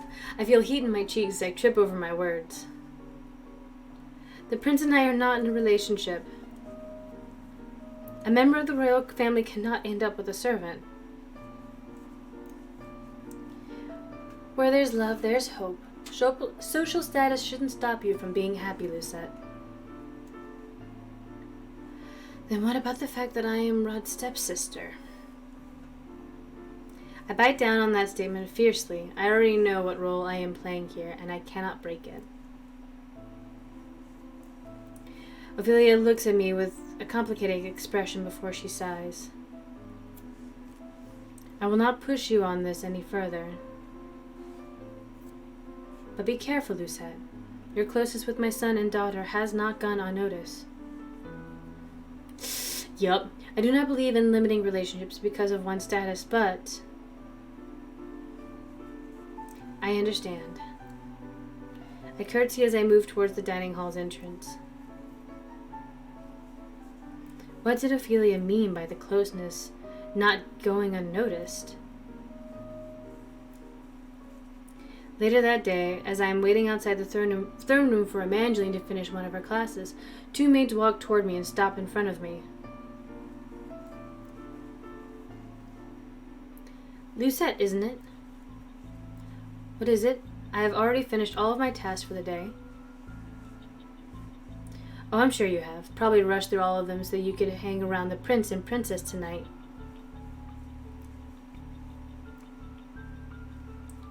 The head housekeeper's been giving you a lighter load so you can afford the time to play around, I blink at them, confused. I have no idea what you were talking about. Don't play dumb. All the servants know what you've been doing. Just because your Princess Evangeline's personal maid doesn't make you better than the rest of us. I'd be careful not to get too big for your boots, Lucette. Are you threatening me? What if we are? Then I'd be very disappointed in you. They gasp. Princess Evangeline! Evangeline moves to stand beside me, a disapproving expression on her face. Ooh, you done fucked up. I did not expect such petty cruelty from the two of you. You should be ashamed of yourselves. Your Highness, you really do have a talent for getting yourself into trouble. Rod pauses briefly, his eyes meeting mine for a second before he looks at the maids. Oop. Ooh. Don't you have better things to do than bully my sister's maid? We apologize, Your Highness. We'll be on our way. The two maids run off. Evangeline turns to look at me. Are you okay? I'm about to answer when I notice that Rod is abruptly walking away from us. I frown at his back. He had only just started being nice to me, and now he's back to acting as if I do not exist. What did I do? Evangeline puts her hand on my back and gently pushes me forward. You wanted to ask him something, right? I could see it in your eyes. Evangeline smiles as she pushes the door to the throne room open. I have a few more questions to ask my teacher. I'll be a while. But she disappears into the throne room before I can finish.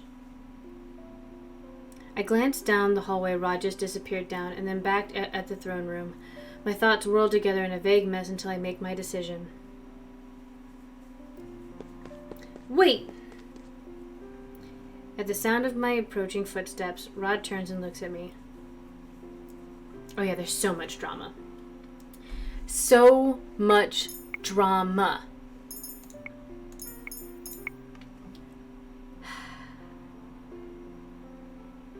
We ran all the way up here to him. Tell him off for his behavior? Yeah. The words spill out of me before I can even think on them. What have I done now to make you angry with me? Nothing. He turns away and I glare as I follow closely behind him. You expect me to believe that? You can at least look at me when I'm talking to you. I reach out a hand to his elbow and pull him back so that he is facing me. Rod. But the words die in my throat when I see the expression on his face. His face is red. He refuses to look me in the eye. My surprise causes me to release him. Rod quickly turns around and begins to walk away. I am left to stare dumbly after him. What is wrong with him? Normally he's not so afraid to speak his mind. I frown as I feel a dull ache throbbing somewhere deep in my chest. What is this? Why do I feel sad? Oh, it's my favorite. Normally Rod's distance doesn't make me feel like this. And yet now, am I really so sad that he doesn't want to speak with me? I shake my head and take a deep breath to still my mind. It's better not to think about it.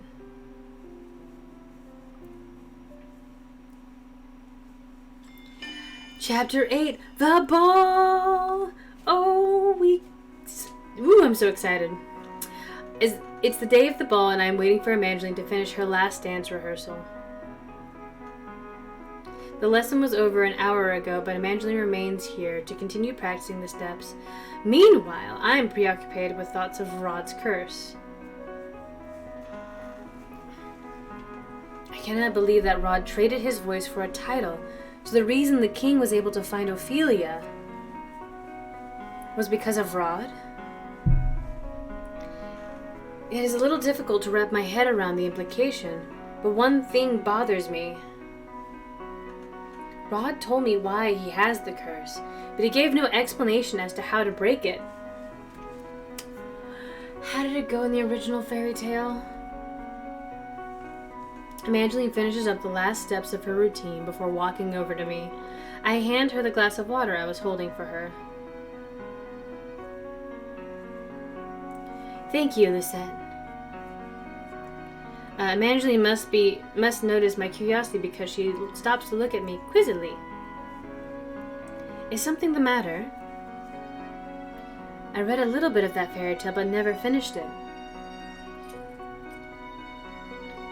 Can you tell me the whole story of the Little Mermaid? The Little Mermaid? Evangeline takes a seat on one of the cushioned chairs bordering the throne room and gestures for me to take the one opposite her. Telling a fairy tale is always a good way to wind down. Once upon a time, there was a mermaid that fell in love with a handsome prince. One day, she swam to the surface of the ocean to find him. She saw the prince was celebrating his birthday on the grandest ship in the kingdom.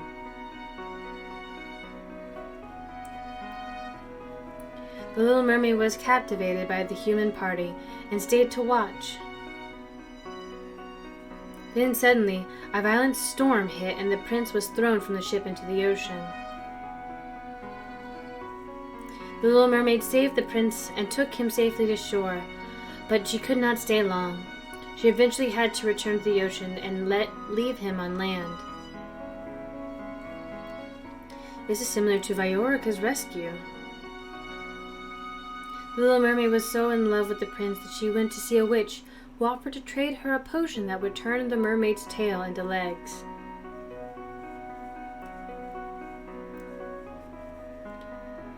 They struck a deal. The mermaid would sacrifice her beautiful voice for the legs she could live with the prince on land. With legs so she could live with the prince on land. So in Rod's case, he traded away his voice to become a prince. However, the sea witch gave the little mermaid a warning and said that if she wasn't able to make the prince fall in love with her, there would be consequences.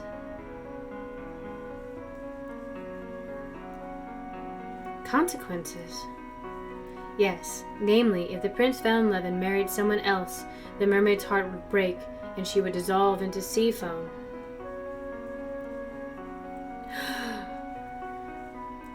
I cannot help but recoil. My expression must betray my horror because Evangeline quickly shakes her head. There's no need to be worried.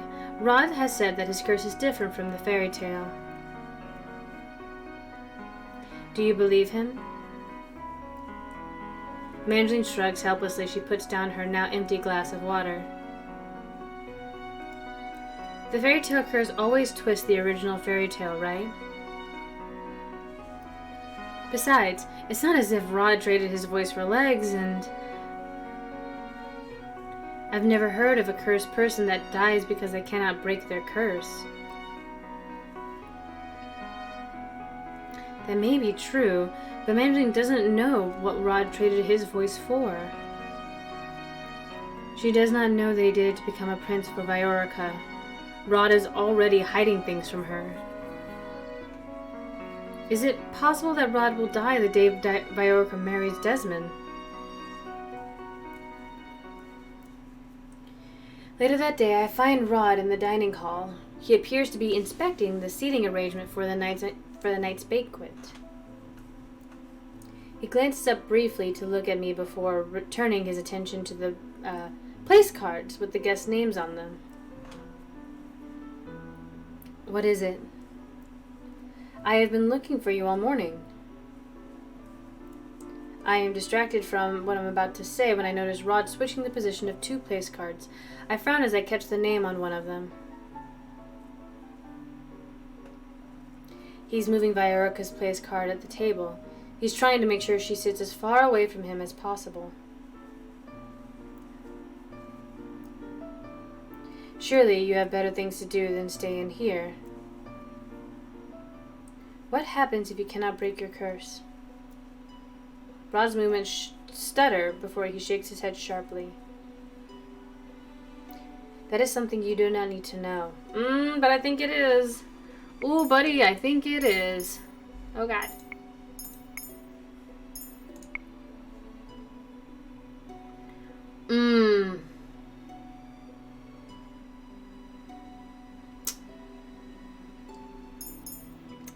Plead with him. Something aches deep in my chest at Rod's coldness. Please. Lay gasp. Rod startles so strongly that he almost drops the place card he's holding. Please tell me. We've been partners for months now. But I've barely... Yes, I know it's an unusual partnership and the most of our helping each other has been subtle, but... I'm only one good deed away from breaking my curse, while you seem to be no closer to breaking your curse than when we started.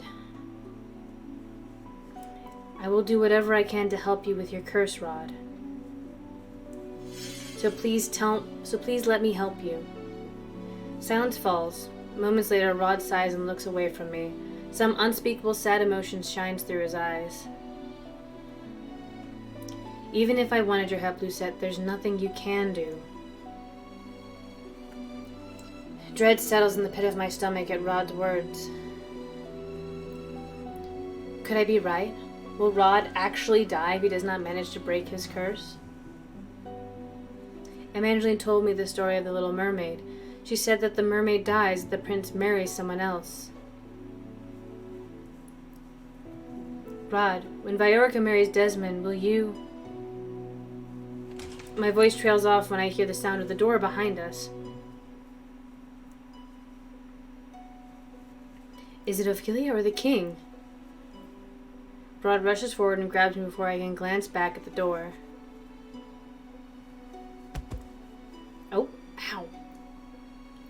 I become aware of the weight holding me down to the floor.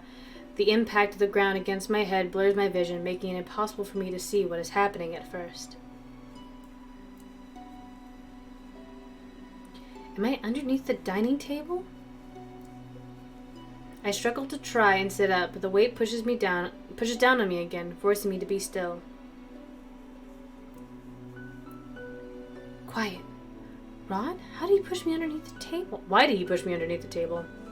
I'm about to ask him aloud when the sound of footsteps silences me. I cannot help but remember what Sir Mithros was saying about rumors. If Rod and I are seen alone together by the servants, rumors will no doubt get worse. But why is Rod doing this? I stay quiet as the people that enter the dining hall begin to talk. Ooh, we got the evil people music. How strange for this place to be empty at this time of day. There's a pause, and another voice speaks up. You better have good news for me, Mithros. Sir Alacaster and Sir Mithros? Rod's hand tightened on my shoulder. Everything is as you requested, Sir Mithros, or Sir Alacaster, excuse me. There should be no issues. There better not be. You've disappointed me before, Mithros. I'd be careful not to try my patience again. Yes, Sir Alacaster. Sir Mithros sounds oddly subservient. But why? The two of them are both ranked equally, and neither of them should have to answer to anyone other than the king. Unless Sir Alacaster truly is the witch and is forcing Sir Mithros to obey him with a spell. Wait a few minutes after I leave. We should not be seen together.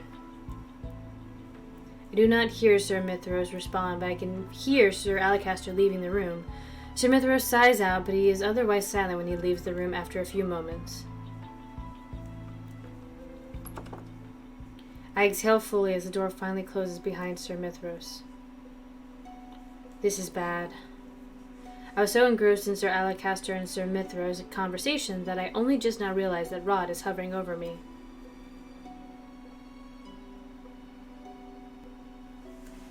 Oh my god. Hey, are you alright? Are you hurt? You look a little... Rod suddenly pauses as he notices our position. He stares at me for a few moments, eyes wide. They gasp. He scrambles out from underneath the dining table, and by the time I do the same, he is standing far away from me, his gaze fixed on the wall. He's bright red. It would be funny if I weren't sure I was the same color. Rod clears his throat. It seems that Sir Alacaster really is the witch if he has the ability to make Sir Mithros obey him. Lady Parfait should be told immediately. Rod turns on his heel to leave the dining room. Rod, wait. What? This is urgent, Princess. I can't just... When Viorica marries Desmond, will you die? Rod pauses for a moment, but I can tell from his pained expression that he will not speak. You're running out of time, Rod. My eyes flit between Sebi and Rod. What does that mean? Nothing. He turns away from me once again and starts walking away. Rod. There must be something in my voice that makes Rod stop because he turns to look at me. Please stop running away from this. What would knowing the answer achieve, Lucette? Though Rod's words are harsh, his tone is soft. There's nothing else anyone can do. Leave it alone, Lucette. It's for the best. I cannot help but get mad at Rod's dismissive tone. I move towards him, frowning. How can you say something like that? You are not the only person that will be affected if you keep refusing to do anything to break your curse. Can you imagine what your death would do to your sister? To your mother? To me? Say it! Losing you would destroy them. Rod's face is only inches away from mine. He places his hand to the wall behind me, caging me in. Ooh. Hey. Hi. What's up? His face is flushed with anger, but the look in his eyes is tormented. My family has been dealing with the consequences of my actions for the majority of my life. Don't think that I don't know what effect my curse has on the people closest to me. Besides, I don't want to involve you in this too. His voice is a whisper, but I can still hear his words. Rod. Rod pushes away from the wall and stalks off as I stare after him. He says that, but then he does nothing to try and break his curse. I do not understand him at all. What is stopping him?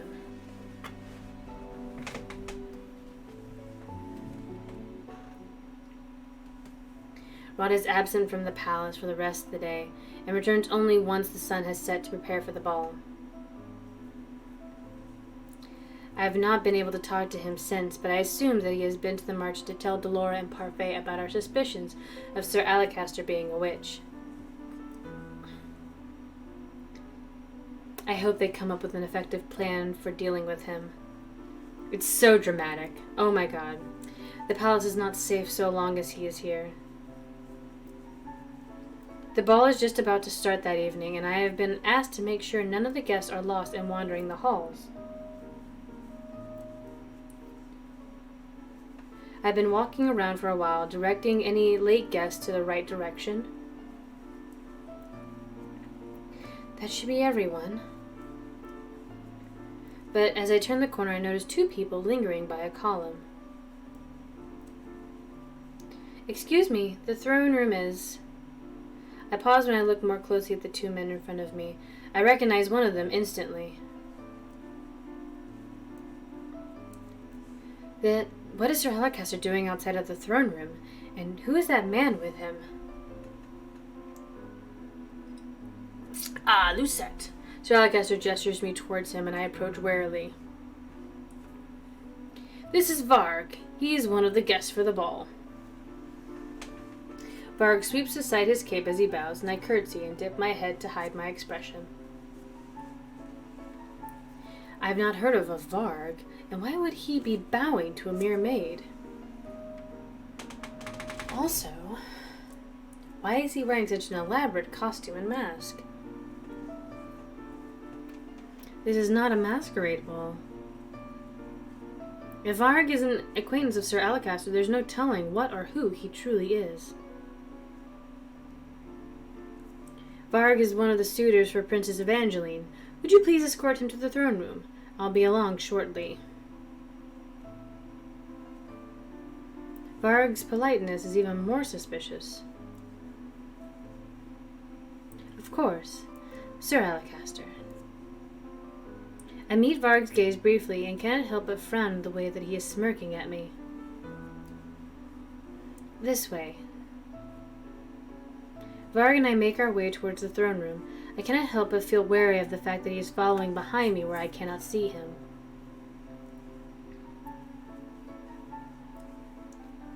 If the maids are this lovely, the princess must be truly beautiful. Varg laughs and I grit my teeth at the sound. Posted a guess. Now I gotta look.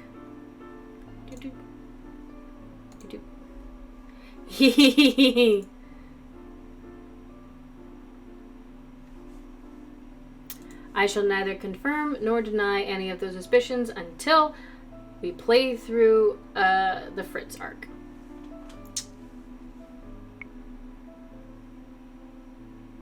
Varg laughs and I grit my teeth at the sound. What? It was meant as a compliment. There's no need to look at me like that. Varg looks at me curiously. Our maid's not allowed to speak in this place. I have nothing to say. Not the most cheerful person on staff, are you? Thankfully, the doors of the throne room appear as soon as we turn a corner. I do not have to come up with a response to his words. We are here. I gesture to the throne room and move to leave, but Varg's voice stops me. You should be, at the very least, escort me inside and introduce me to the princess, don't you think? Isn't that what a maid should do? Technically, that is the announcer's job. But Varg came so late he probably already missed the introductions.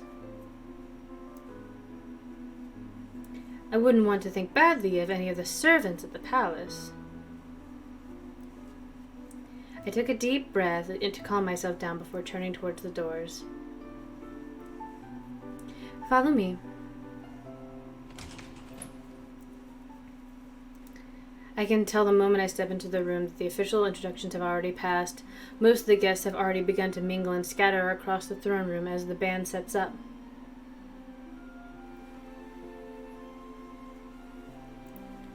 No one notices when I walk into the throne room in front of Varg. Do not trust Varg, not if he is associated with Sir Alacaster. I might have time to warn someone about him while he is distracted, but who?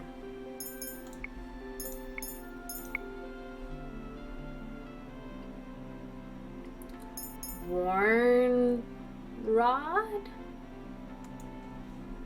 My eyes fall on Rod. I notice that he's leaning against one of the walls away from the crowd. I head directly for him, moving quickly so that Varg is not right behind me. Rod. Rod frowns at me as I come to stand in front of him. What? There's a man here called Varg. I think Sir Alacaster brought him. Sir Alacaster? Apparently Varg is one of the suitors for Evangeline's hand. Rod glances past me and Varg, his eyes narrow. Is that him? Is that Varg? When I turn back and follow his line of sight, I almost gasp in shock. Varg is bent over one of Evangeline's hands, clearly having just pressed a kiss to the back of it. Ooh. You should have kept him away from M. I goofed. I knew it.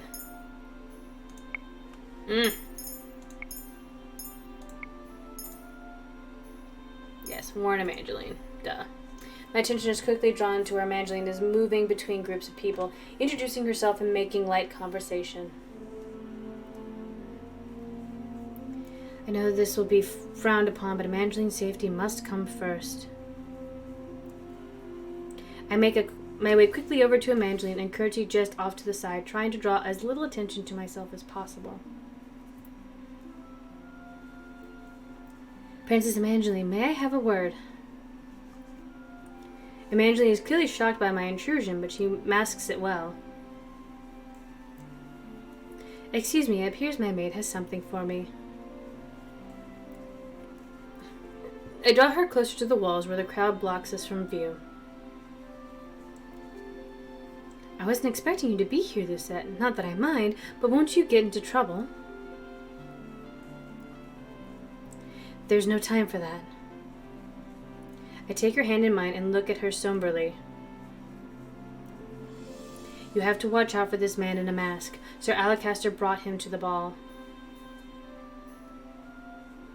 Why should I be worried then? I cannot exactly tell her that I think he's a witch right now. There are too many people looking. Just please be wary of him. I'm sure there's nothing to worry about from anyone here, as Lucette, especially if Sir Alacaster is involved. Girl. On the contrary, if Sir Alacaster is involved, I would also recommend staying on your guard, Evangeline. Rod? I turn in shock to see Rod suddenly standing beside me. You should trust Lucette.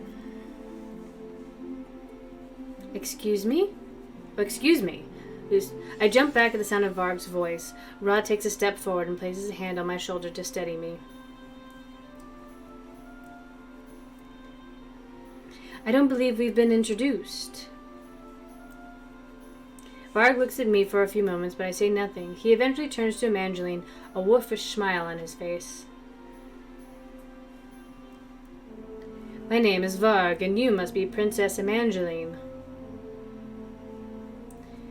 The tales of your beauty do not do you justice. Evangeline flushes at Varg as Varg reaches for her hand. He presses a kiss to the back of it, still grinning. I can feel Rod tense behind me. May I have the first dance? Evangeline bites down on her lower lip as she stares at him. I become acutely aware of just how quiet the throne room has become. She cannot refuse him with so many people watching her. I feel sick but cannot bring myself to say anything more as Evangeline puts her hand in Varg's. I accept, Lord Varg. The moment Evangeline makes her way to the center of the dance floor, a man signals to the band and the musicians start playing. This feels wrong. I can only nod as I watch Varg pull Evangeline closer.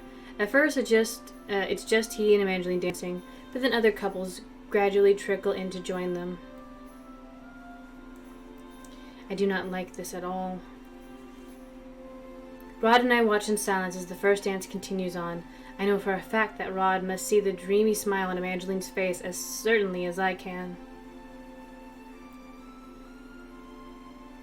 When the music stops, both of us move as one towards Evangeline. Even though the dance is over and Varg has released her, they still stand close together in the center of the room.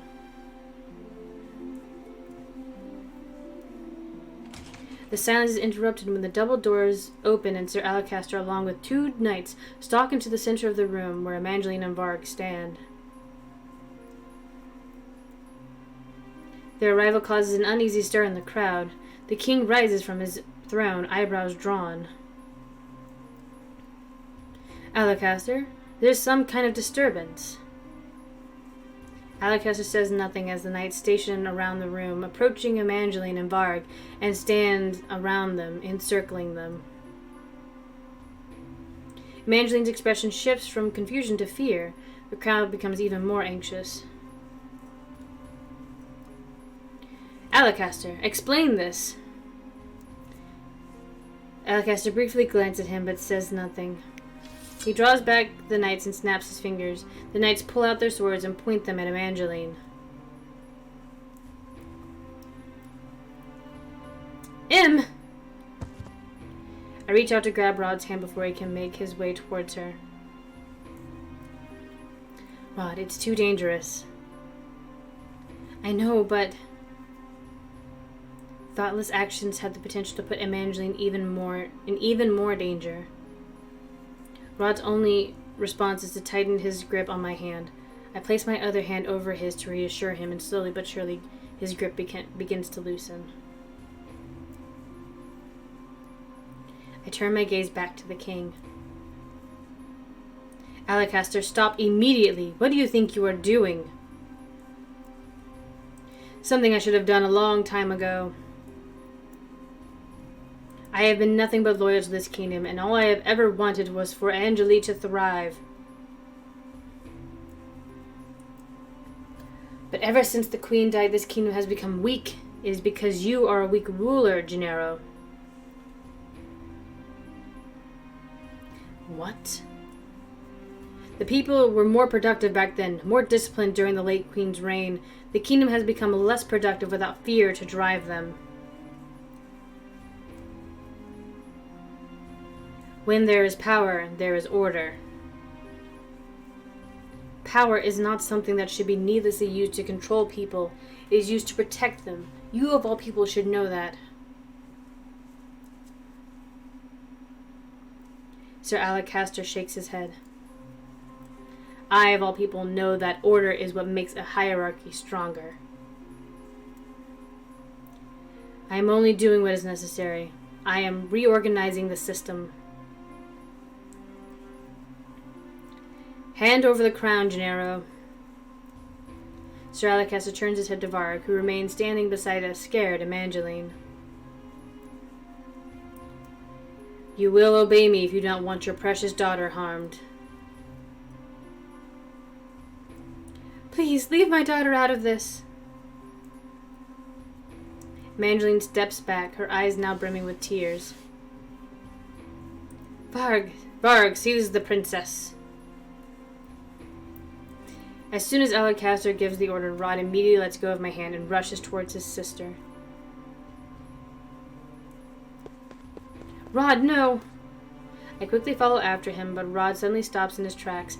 I bump abruptly into his back. Rod? Varg! Sir Alakazar's booming voice echoes across the room, which has suddenly gone eerily silent. My eyes move to Varg, but he is standing motionless. What is happening? Finally, Varg smirks. He steps to the side, standing in front of Evangeline, as if blocking her from view. Sir Varg, you must be delusional, old man. I'm not letting you anywhere near the princess. I gasp. The knight's next movements are a blur as they rush at Sir Alakazar. In mere moments, he has been disarmed and pinned to the ground. I thought that said dismembered. I was about to be like, holy shit. Several more knights have also appeared from behind to surround Sir Alakazar. A man emerges from in between the circle of knights. He moves to stand beside Varg and Evangeline. Sir Mithras looks at Sir Alakazar disdainfully. What is the meaning of this, Mithras? We had a deal! The anger is now palpable in Sir Alakazar's flushed face. Did we now? Mithras, explain yourself. Sir Mithras drops to one knee in front of the king. Oh God. Of course, your majesty. He raises his head slightly to look at the king. I have known for a long while that the man you see before you is a traitor. I was even aware of his plans, but I could not tell you of them without any evidence. 2 of your knights have tried to inform you of these plans before, but we all looked down at them with disdain. I had to make sure that I did not come unprepared like they did. They gasp. Jurian and Garland, which we haven't seen because they're in the merchant. What? Both of them knew of Sir Alakazar's plan? Was that the reason they were dishonorably discharged for false accusations? I knew enough of this plan that I could thwart it. This is why I thought the best way to reveal his dastardly ways was to craft a fake alliance with him. Sir Varg and I have been working together to unravel Alakazar's plans, your majesty. Varg is an invaluable accomplice.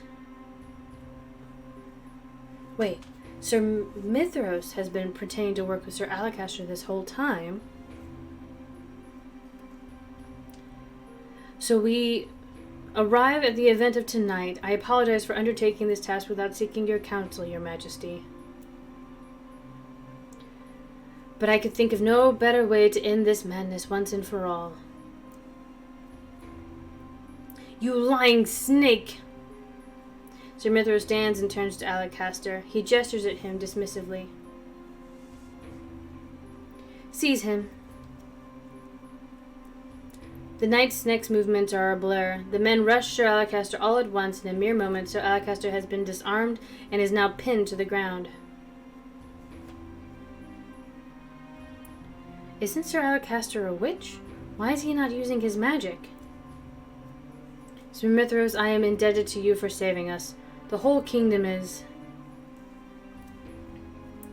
I only did what was necessary, your majesty. The king glances at the knights, then at Sir Alakazar, his gaze steely.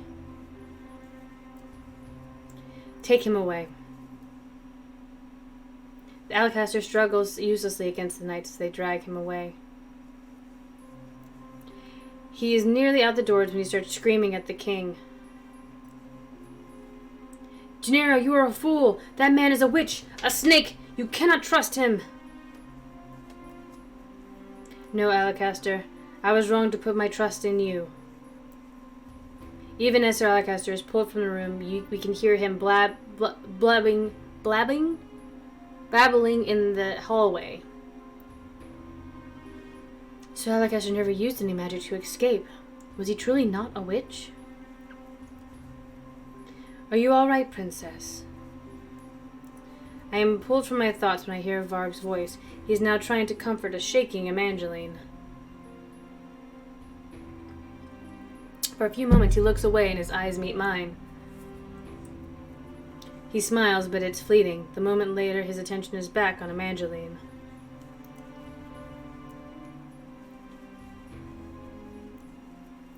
Goodness gracious. The ball comes to an abrupt end after Alacaster's stunt. He is thrown into a jail cell and promised a trial after a few days' time, where he will be tried for treason against the kingdom. I still can't believe Sir Alacaster would do something like that, and so brazenly, too. I wonder what happened to Sir Fitzgerald. They said he vanished completely last night. Do you think he was working with his father? The truth is that I have no idea what to think. I had thought that I had everything figured out, but now I become more and more confused by the moment. Fritz was always loyal to a fault, but then Sir Alacaster was the same way with the king, and I have not seen or heard of Fritz for weeks. I cannot really say. Ah, good morning, Princess Evangeline.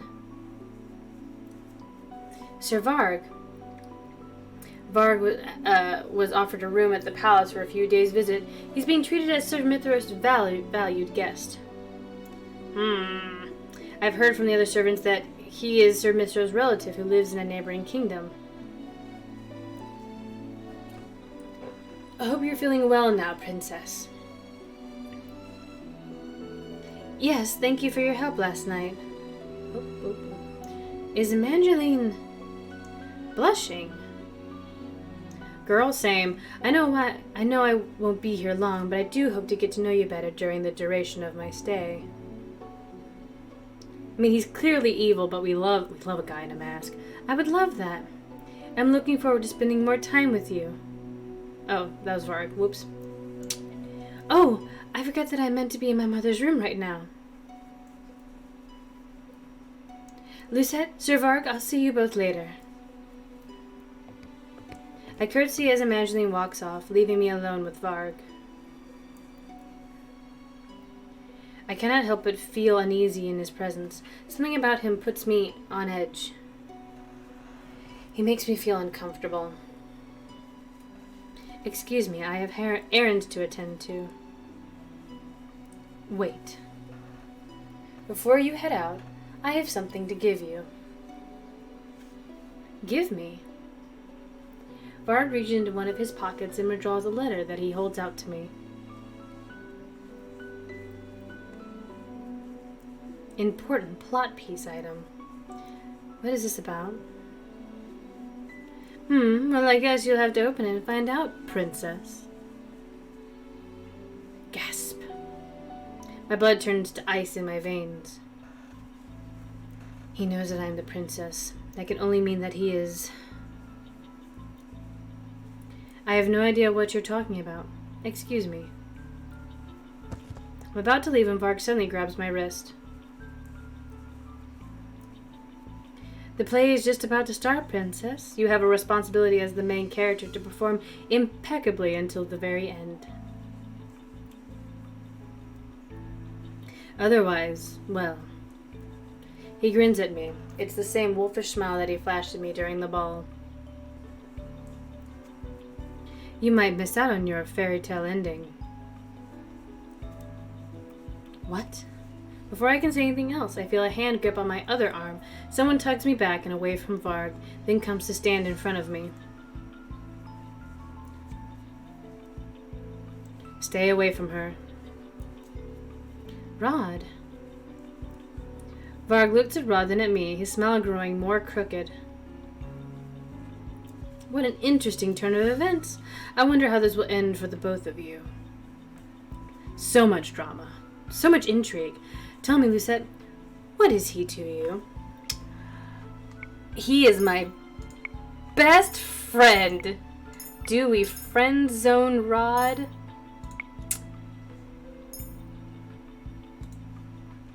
No answer. Be in denial all you want. At the end of the day, you're going to have to decide who and what you will choose. Who or what to choose? Silence. You are harassing one of our staff members. Of course. I apologize for my rude behavior, Your Highness. You seem to know a lot about us. Are you a... I lower my voice. Are you a witch?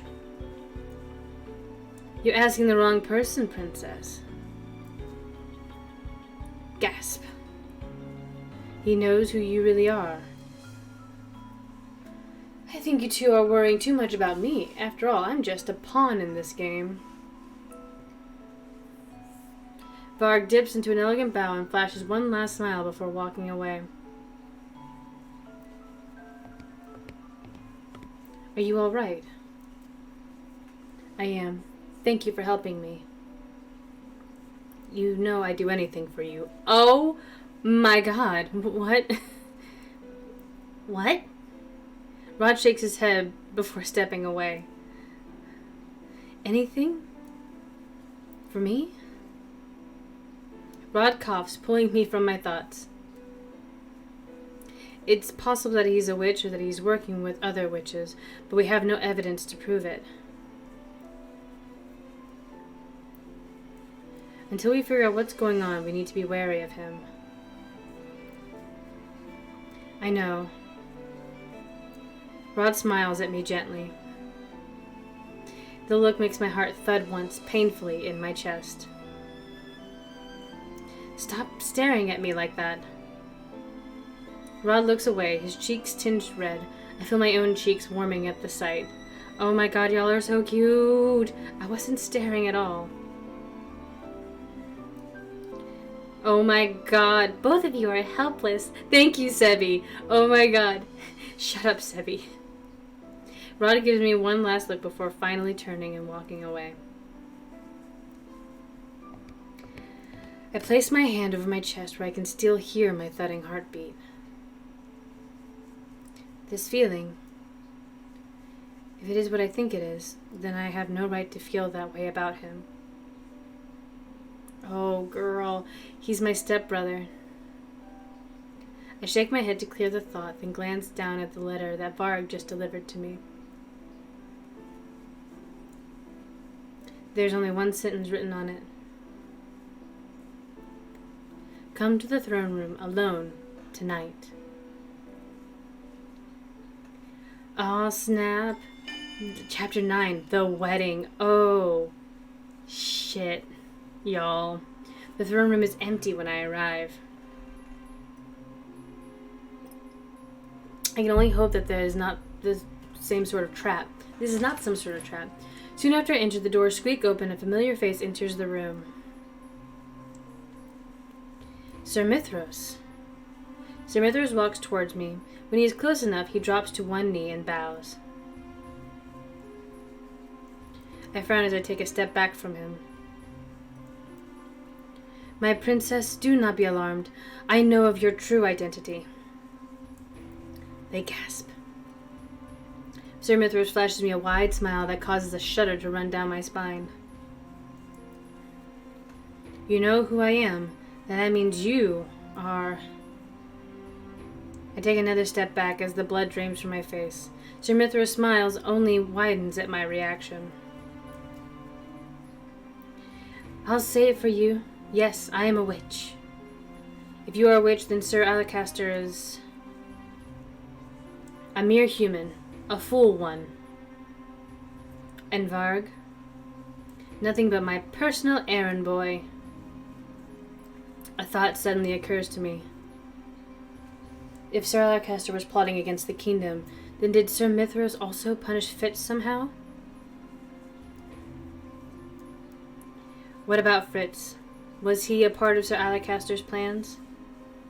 Ah, the knight. To avoid confusing you, let me just say that the solution surrounding him is too complicated to adequately explain. Play the other routes. I command you to answer the question, Sir Mithros. Was Fitz a part of this?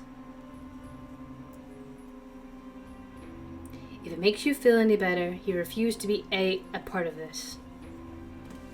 He refused. Does that mean he was not a part of the plans, or just that he was unwillingly forced to participate in them? I am certain that Sir Alacaster would not be happy with his own son was disobeying him. He either forced him to help or assigned him outside of the palace. But if Fritz knew of Sir Alacaster's plans, why did he not warn anyone of them? Was he working with Sir Mithros as well? More questions swirl in my head, but none of them have answers. When this is over, I will personally ask Fritz about this. Once I can locate him. I shake the thoughts away and bring my attention back to Sir Mithros. Why bother with this reveal? What do you hope to gain from it? Before we start our conversation... Shink. Sir Mithros waves his hands, conjuring a faint green glow that envelops the whole room. Just in case someone decides to eavesdrop, I wouldn't want any of your witch friends listening in on us. They gasp. Yes, I'm aware that one of them has been snooping around the palace these past few months. Their snooping has made it more difficult to move without exposing myself.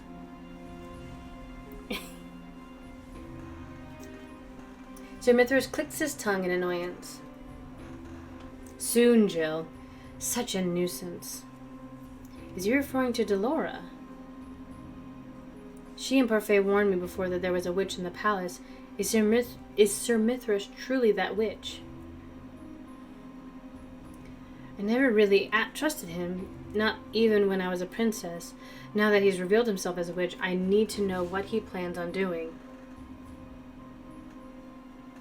You knew that I was the princess this entire time, yet you never offered me any assistance. If I had, Sir Alacaster would have targeted you as well. What? Alacaster wanted to dispose of the royal family. If he had known you were the princess, he would have been after you too. It would have been easier with no one remembering you as the princess. But unfortunately, Fritz told his father about you, thinking that Alacaster might be able to help and protect you, and it didn't help that Varg confirmed it. Your mother wouldn't have been happy with me if I put you in harm's way. That is why I had to pretend not to know you in order to protect you. Sir Mithros is silent for a few moments before he speaks again. Revealing myself to be a witch was necessary. I had to make myself appear useful to Alacaster somehow, after all. Then, of course, I learned of his foolish plans to steal the crown and decided to thwart them, though not before I stole something from Alacaster first. I played him like the fool that he was. I told him I would aid him with my magic so long as he gave me the knight's protection.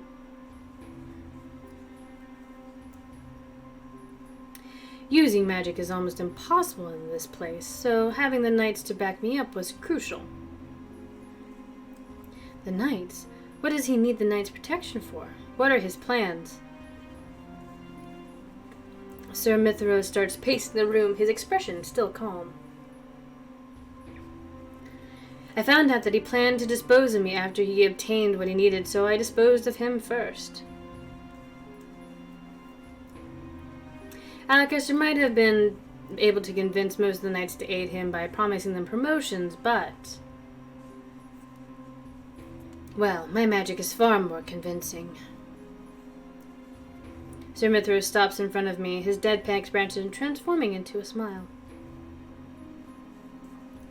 For now, let us desist speaking of my plans. The minute Alacaster's plans were thwarted, I knew I had to contact you directly. I'm happy to see you in the palace, Your Highness. Although, we really need to get you out of these clothes soon. A maid's clothing does not befit a princess like yourself. That does not matter. My priority right now is to break my curse. Ah, of course. They must truly have been frightened to feel the need to curse you. I feel an uncomfortable tug at my heart. To think that Lucienbearer would actually allow a witch to curse you. Sir Mithras shakes his head, disgust written on his face. Written on his features, excuse me. When you suddenly disappeared that day, it was as if all traces of you existed had vanished. Oh yeah, he's just the worst. I searched for you endlessly, Princess. When you first appeared here in the palace, I did not recognize you immediately, but I felt a touch of magic in you and investigated. My curiosity is what prompted me to investigate you further. When I tried hard enough, I found that I could see through the glamour that had been cast on you.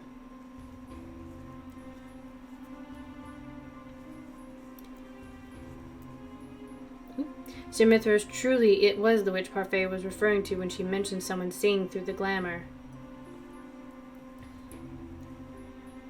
Imagine my surprise when I found out that it was actually you. That fairy bearer has been nothing but a nuisance to us witches. First she betrayed your mother, and then she betrayed you before she had even met you. But Mother was the Tannerum bearer, corrupted by darkness. Parfait only did what she had to. Sir Mithras looked at me, clearly surprised. What lies have those people been whispering in your ear? Everything the Queen did, she did for us witches, to protect us from the wicked humans who destroyed our kind. It's clear to me where Sir Mithras' alliances lie. Sir Mithras sighs, running a hand through his hair, and then continues speaking. On your 18th birthday, you will follow her footsteps. You will make this kingdom a place for all witches to prosper. I am nothing like her. I refuse to make people suffer to fuel the crystal. I never bore witness to the suffering the people had to go through during my mother's reign, but the stories are enough to reveal her true nature to me. It's hard to believe at first, but those people do not have any reason to lie to a servant like myself. They have nothing to gain from it. I finally understand why the hatred people had for me ran so deep, even when I did nothing to them. It was because I was the witch's daughter. Your mother wouldn't be happy to hear you say that. Let me assure you that this is not a destiny you can run from, dear princess.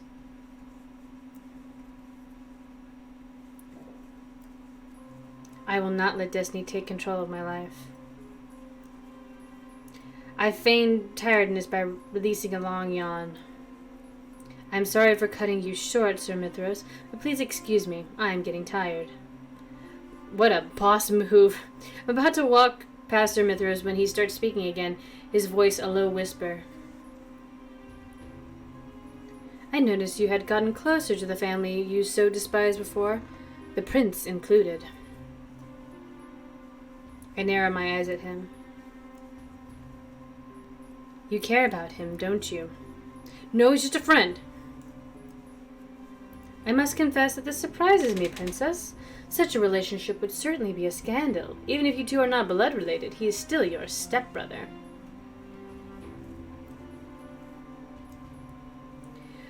Renette, whatever will your dear father say about this? I clench my fists. He has no right to lecture me. I already know that these feelings are wrong. I know that I cannot have them. I assure you that there is nothing between the both of us. Oh, is that so? Are those lies you utter just to convince yourself? This man is beginning to try my patience. Allow me to share a little secret with you, Princess. I'm not interested. I head for the door and reach for the knob. Oh, but I think it's something you would be much curious about. I do, after all, know the consequences of the prince failing to break his curse. I also happen to know that someone special to him is getting married tomorrow. My hand freezes. How do you know about all of this? I know all of the happenings around this palace. That is my job, Princess. Now tell me, do you know the ending of the fairy tale The Little Mermaid? My blood runs cold when I remember that Evangeline told me about the fairy tale. If the prince falls in love and marries someone else, the little mermaid's heart would break and she would dissolve into sea foam.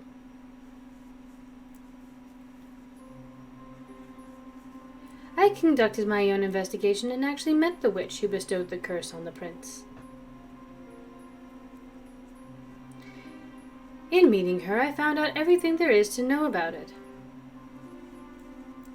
I turned to regard Mithras with a frown. Ah, it seems I have finally gotten your attention. What do you plan on doing to Rod? Sir Mithras shrugs. To him, nothing really. I was merely curious. I want to know what you saw in him. What do you know about his curse? It stays true to the fairy tale, only in this case the prince gives up his voice for a title. Still, it will end the same way. The girl will fall in love with someone else despite his sacrifice. You mean, on his beloved's wedding day the prince will die? I thought you might have reached the same conclusion. Tragic, don't you think? I had the same thought, but is Rod truly going to die? So the reason Rod gave up breaking his curse was because he knew that Viorica would never love him back. He knew that he was going to die the moment Viorica married. Dread begins to wash over me. Why not ask him yourself? As if orchestrated by magic, the double doors open and Rod steps inside. When he sees me, his expression relaxes.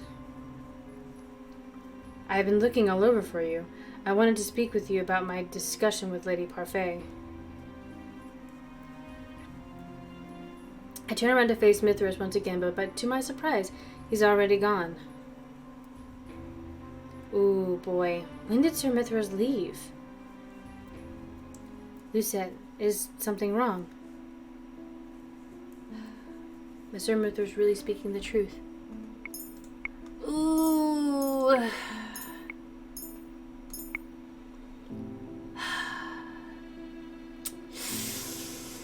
Do I want to ask him or confront him? Ask? Ask him. Is it true that you'll die when Viorica marries Desmond? I see you're still stuck on the same theory. Have you been snooping around again? Please answer my question, Rod. And if I am, why do you not want anyone to help you fix this? I don't need to tell you everything, Lucette. His voice is now soft, his expression tired. I've been aware of another way to break my curse from the beginning, but I'd rather die than do what it is I need to do. Do what? Have you not read... Rod's voice trails off when he sees my confused expression. He clears his throat. Forget it. There's nothing more you can do. The reason I never told anyone the truth of my curse is because I never wanted anyone to blame themselves for not being able to help me. I was already lost cause the moment Viorica fell in love with someone else. I could never take that happiness away from her. Rod becomes silent, his gaze downcasted. The vulnerable expression catches me by surprise. You should have told me about your curse a long time ago. How many times must I repeat myself? Telling you about my curse won't change the outcome. I could have tried to help you. Why are you so insistent on helping me? Because I care about you. Wait, nope, wait, nope, stop. Stop. Stop. Confront him. Whew. Is this really how you want things to end? What are you talking about? Have you even thought about what your family will feel after you find out that you lied about your curse? Gasp. Are you going to die when Viorica gets married tomorrow, am I right? That is why you told me that there's nothing I can do to help you break your curse.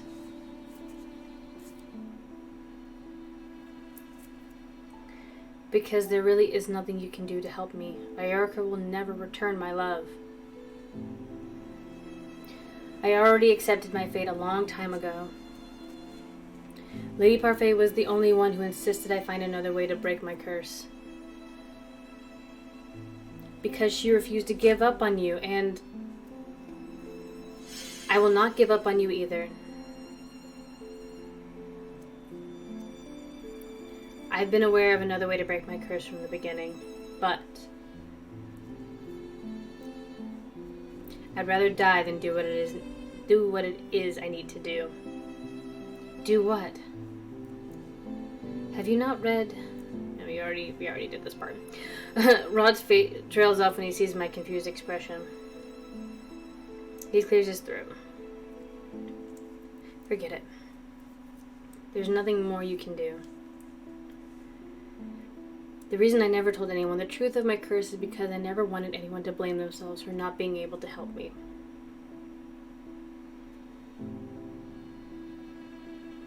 I was already a lost cause the moment Viorica fell in love with someone else. Oops, sorry. I could never take that happiness away from her. Rob becomes silent, his gaze downcasted. The vulnerable expression catches me by surprise. You should have told me about your curse a long time ago. How many times must I repeat myself? Telling you about my curse won't change the outcome. I could have tried to help you. Why are you so insistent on helping me? Because I care about you. They gasp. My face warms up when the words escape my lips. Rod also flushes. What are you saying? That I'm worried about you on Evangeline's behalf. Of course, I do not want her to think that I let you die. Rod lets out a deep sigh. Just stop talking. You are in no position to tell me what to do. Lucette. There's a hint of warning in his voice. Now you better let me help you or... Aww. My words are cut off when Rod presses his lips to mine. It's only a brief kiss when he pulls away. His usual somberness has returned. I told you to stop talking. I can only stare back at him, baffled. Rod, you do realize that you just kissed the princess? Rod looks at Sebi, then at me. His face colors once more. He takes a step back, his lips pressed together. I'm sorry. Without another warning, Rod turns abruptly and stalks out of the room. Sebi falls from his shoulders and falls to the ground, but Rod does not notice in his hurry to leave. Ask and you shall receive, Jill. I stare after him in shock. I can't believe he just ran away. I walk to where Sebi is kneeling down to pick him up. Are you all right? I'm fine. Thank you, Princess. Sebi tilts his head to the side. That Rod. I wonder when he will start acting like a man. Suddenly kissing a girl like that is so unromantic. I think about the warmth of Rod's lips pressed against mine and flush again. Rod may not see much, but he has a lot going on in his head. Thoughts he doesn't even want anyone to know.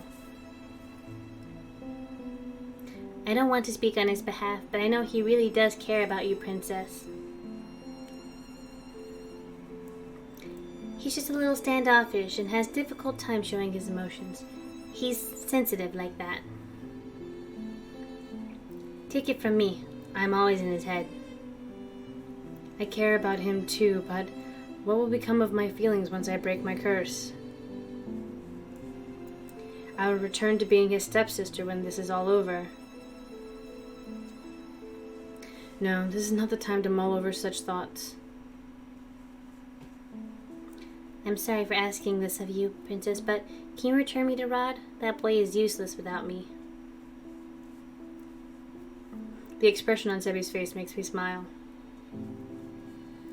Sebi acts like Rod's older sibling. Of course.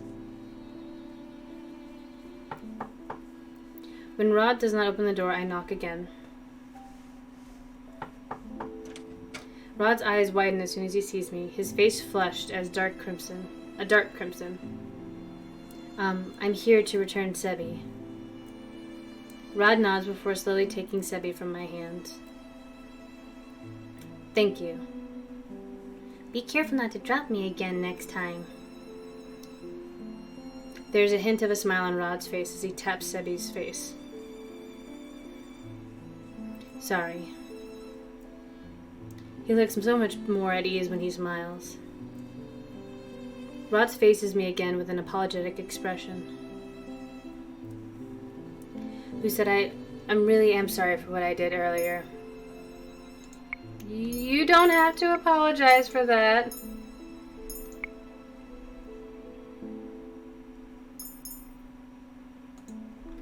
I know you did not intend to do that in the first place. The truth is, He trails off, then averts his eyes slowly to the floor. Suffices to say, I'm not supposed to feel this way about you. What exactly are you feeling? Rod flushes deep red before turning away. Don't ask me such an embarrassing question. The hovering silence becomes more pronounced as we both stop talking. You said you wanted to talk to me about something you discussed with Lady Parfait. Yes. I meant to tell you that Delora will be here tomorrow to investigate. Now that we know Sir Alakaster is not the witch, we have to start our investigation over. Actually, about that, I know who the witch is. You do? It's Sir Mithras. He's the real witch. Sir Mithras? So when Alakaster was thrown around accusations last night, they were true. Sir Mithras is also already aware that Delora has been investigating the palace. We need to warn her. Then I will send Lady Parfait a quick message. We need to keep our guard around him too, especially you. I'm sure he already knows that you're the crown princess. I nod in response. For now, we shall wait for Delora to show up tomorrow. But it's getting late. You should go and get some rest. The moment he says the words, I realize he's correct. My eyelids are heavy. You're right. I think I shall take my leave. I'm about to leave when Rod suddenly grabs my hand. Yes? I turn to face him. Lucette. This is the first time I've heard him say my name so warmly. I just want to... I can almost hear my heartbeat ringing in my ears as I stare at him with anticipation, but Rod says nothing else. Oh my god! Rod eventually releases my hand with a shake of his head. Just... It's nothing. These children. I cannot help but feel dejected. Good night, Lucette. Good night, Rod. Moments after Rod closes the door, I hear a familiar voice whispering in my ear, "Oh no!" Ah, I see. Ugh, I jump back in surprise and stare at him with wide eyes. Sir Mithras is leaning casually against one of the pedestals. I hate this man. I hate this man so much. So that is where the princess appears to every now and then. I had no reason to care before, but now I see. My guess is correct. He's also in league with the Lucid Bearer. When I do not answer, Sir Mithras smiles and shrugs. Well, it does not matter. I glance around us and notice the green shield from earlier. Once again, no one will hear this conversation. Now that the prince has confirmed your doubts, what will your next course of action be? You want to help him break the curse, yes? Rod may have given up on breaking his curse, but I refuse to do nothing. From the way Sir Mithras is taunting me, he must know of some other way to break the curse.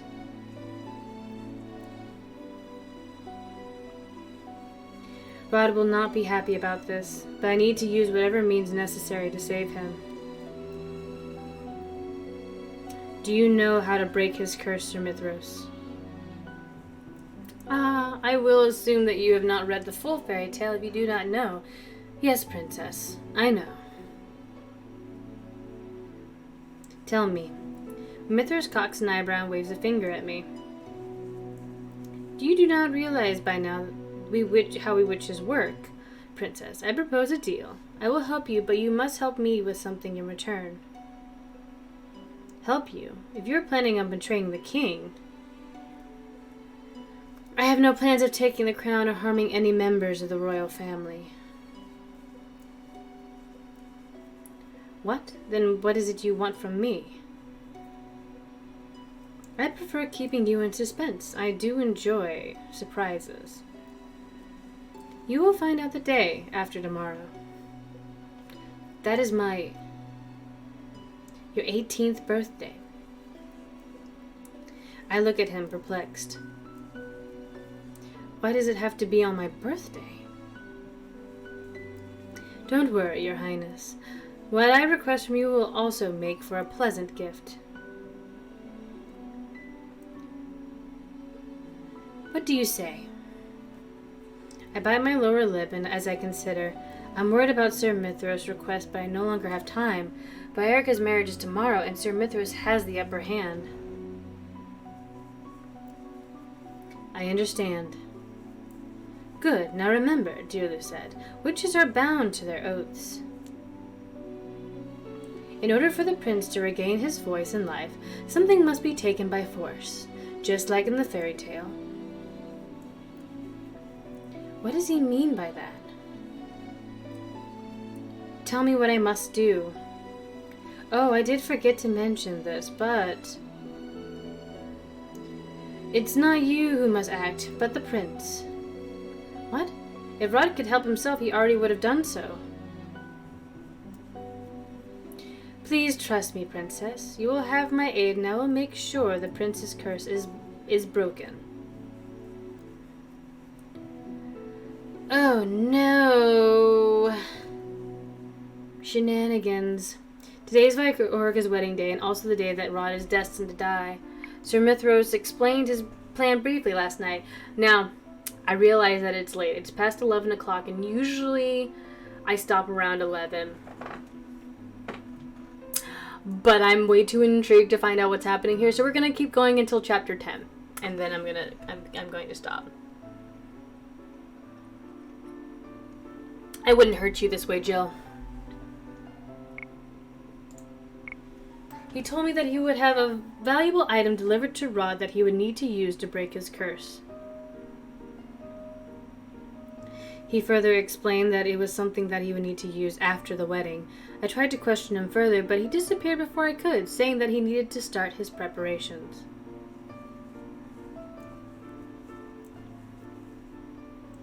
I do not completely trust him, but I am running out of time and have no choice right now. The royal family has left the palace to attend Viorica's wedding. It is unusual for the king to attend another noble's wedding, but Viorica is an exception, given that she is one of Rod's and Evangeline's best friends. We're going to be so tired, it's going to be awful. Despite Sir Mithras' reassurance, I'm still restless. Sir Mithras told me that everything would be all right, that Rod would not instantly die the moment Viorica got married. But why must his involvement be reserved for a time after the wedding? Why does he not act now? Someone looks like they're in a bad mood. I gasp. Dolores suddenly stands before me, smirking. Her appearance shocks me so badly I nearly dropped a dish in my hand. What impeccable timing. We've heard from the prince about Mithros. No wonder I was iffy about the man. I should have realized he was a witch.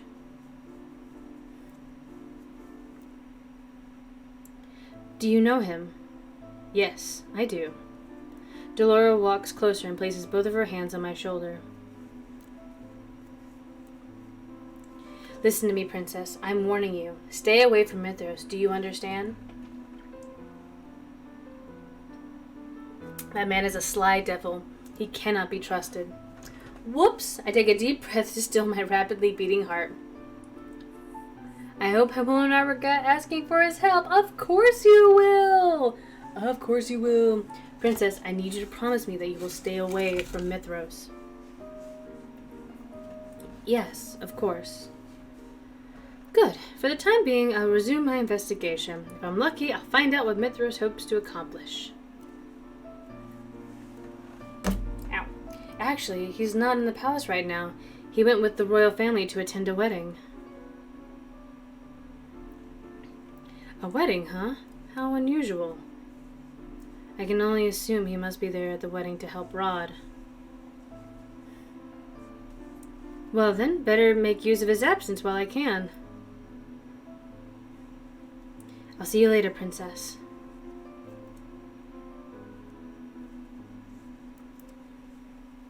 When I am left on my own thoughts, my mind returns to the issue of Rod's curse.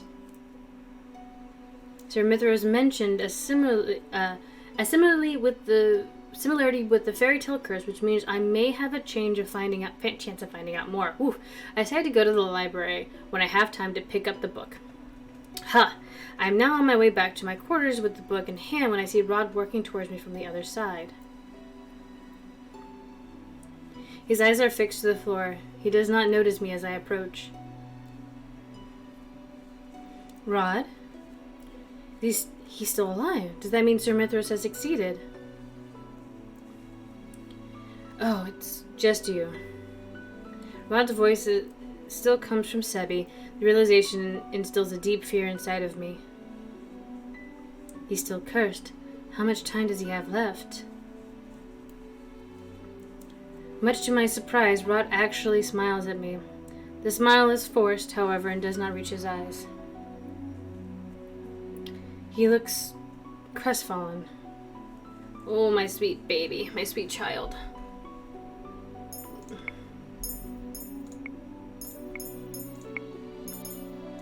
Are you all right? I'm fine. Are you sure? Yes, I'm sure. But I'm tired, Lucette. So for tonight, I just want to rest. Good night. Without waiting for my answer, Rod begins to walk away. I glance down at the book in my hands and slowly open to the last page of the Little Mermaid fairy tale. Oh my god. I felt like asking about the wedding was the super wrong answer, but okay. I quickly clamp a hand over my mouth after I asked. Yeah, of course you would! Rod just saw the person he loves getting married today. I already know how he feels. I apologize. I should not have asked that. Rod looks at me surprised, then to my shock, he starts chuckling. Why are you laughing? You look like a criminal caught in the act of a crime. I apologize for trying to be sensitive, Your Highness. Without realizing it, I smile back at him. It looks like Rod has finally learned to converse with me normally. I hope this will not be the last time I see him smile like this. I'm tired, Lucette. I'll retire for tonight. Rod looks at me again and smiles. Good night, Lucette. Without waiting for my answer, Rod begins to walk away. So much turmoil. I glance down at the book in my hands and slowly open to the last page of the Little Mermaid fairy tale. In so much pain. I start reading from the section where the mermaid sisters explain how to get her fins back. Take this knife. Before the sun rises, you must plunge it into the heart of the prince, and you will be a mermaid once again.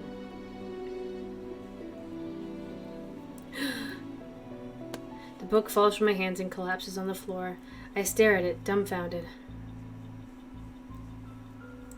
Wait, this means Rod needs to kill Viorica? Then the item that Sir Mithros mentioned earlier.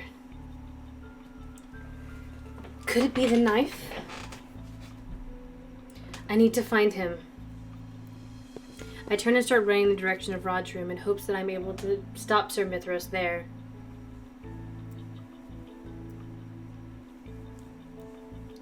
When I come to the end of the hallway, however, it's not Mithros who stands by Rod's door. Evangeline? Evangeline is slowly walking in the direction of the throne room.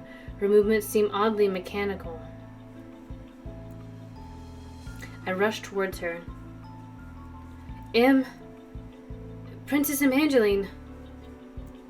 What are you doing? Where are you going? Must go to Rod. Why is she going to the throne room? Rod is back in his room. My eyes catch on something shining in Evangeline's hand. The knife! My heart nearly stops when I see that it is a knife. Evangeline, what are you? If he kills his beloved with this blade, his curse will be broken, and he won't die. It's as if she's in a trance. Is this Sir Mithros doing? Is she under one of his spells? Evangeline, snap out of it. Evangeline starts walking again, ignoring me. When I try to approach her again, thinking to steal the knife away, a shadow suddenly comes to stand between us. Oh, is it Varg? You dick! Varg looms in front of me, smirking. Where did you come from? Let me through, Varg. No can do, princess. Don't you want to save the prince? I look at Evangeline, who's not even turned to glance at us. I glare at Varg, who's still standing in my way, grinning. Step aside, Varg. Ah, feisty. You are far more interesting, princess, than your stepsister. I try to sidestep, but Varg follows my motions. I try again and again, but he just thwarts my progress. He holds his hands up in the air, eyebrows raised. Tell me, what would you do if I did let you go? Would you stop him from killing the girl? Rod would never kill her. He would never do anything to harm the person he loves. He refused to do it, and he has no reason to do it now. Varg is silent for a few moments as he considers. Interesting. He steps aside and bows. Go ahead, then. You are letting me go.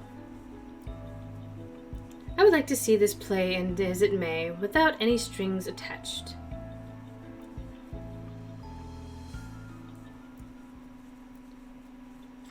Chapter 10, The Mermaid's Voice. Oh. Ooh, do I keep going? I did say I was going to stop at 10.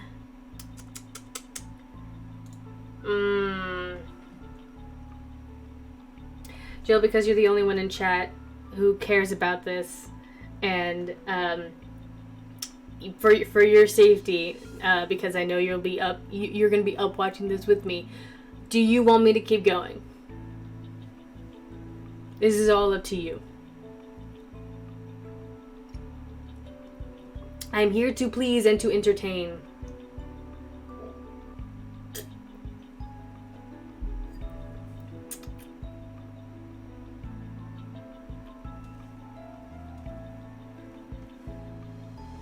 Is that a no? Is that a pause here and pick up next Monday?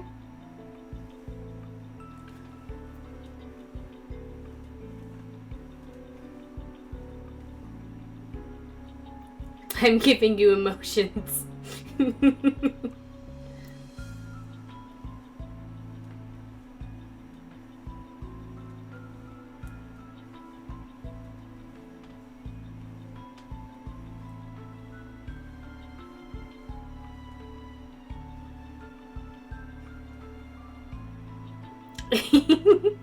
Then I will make the decision for you.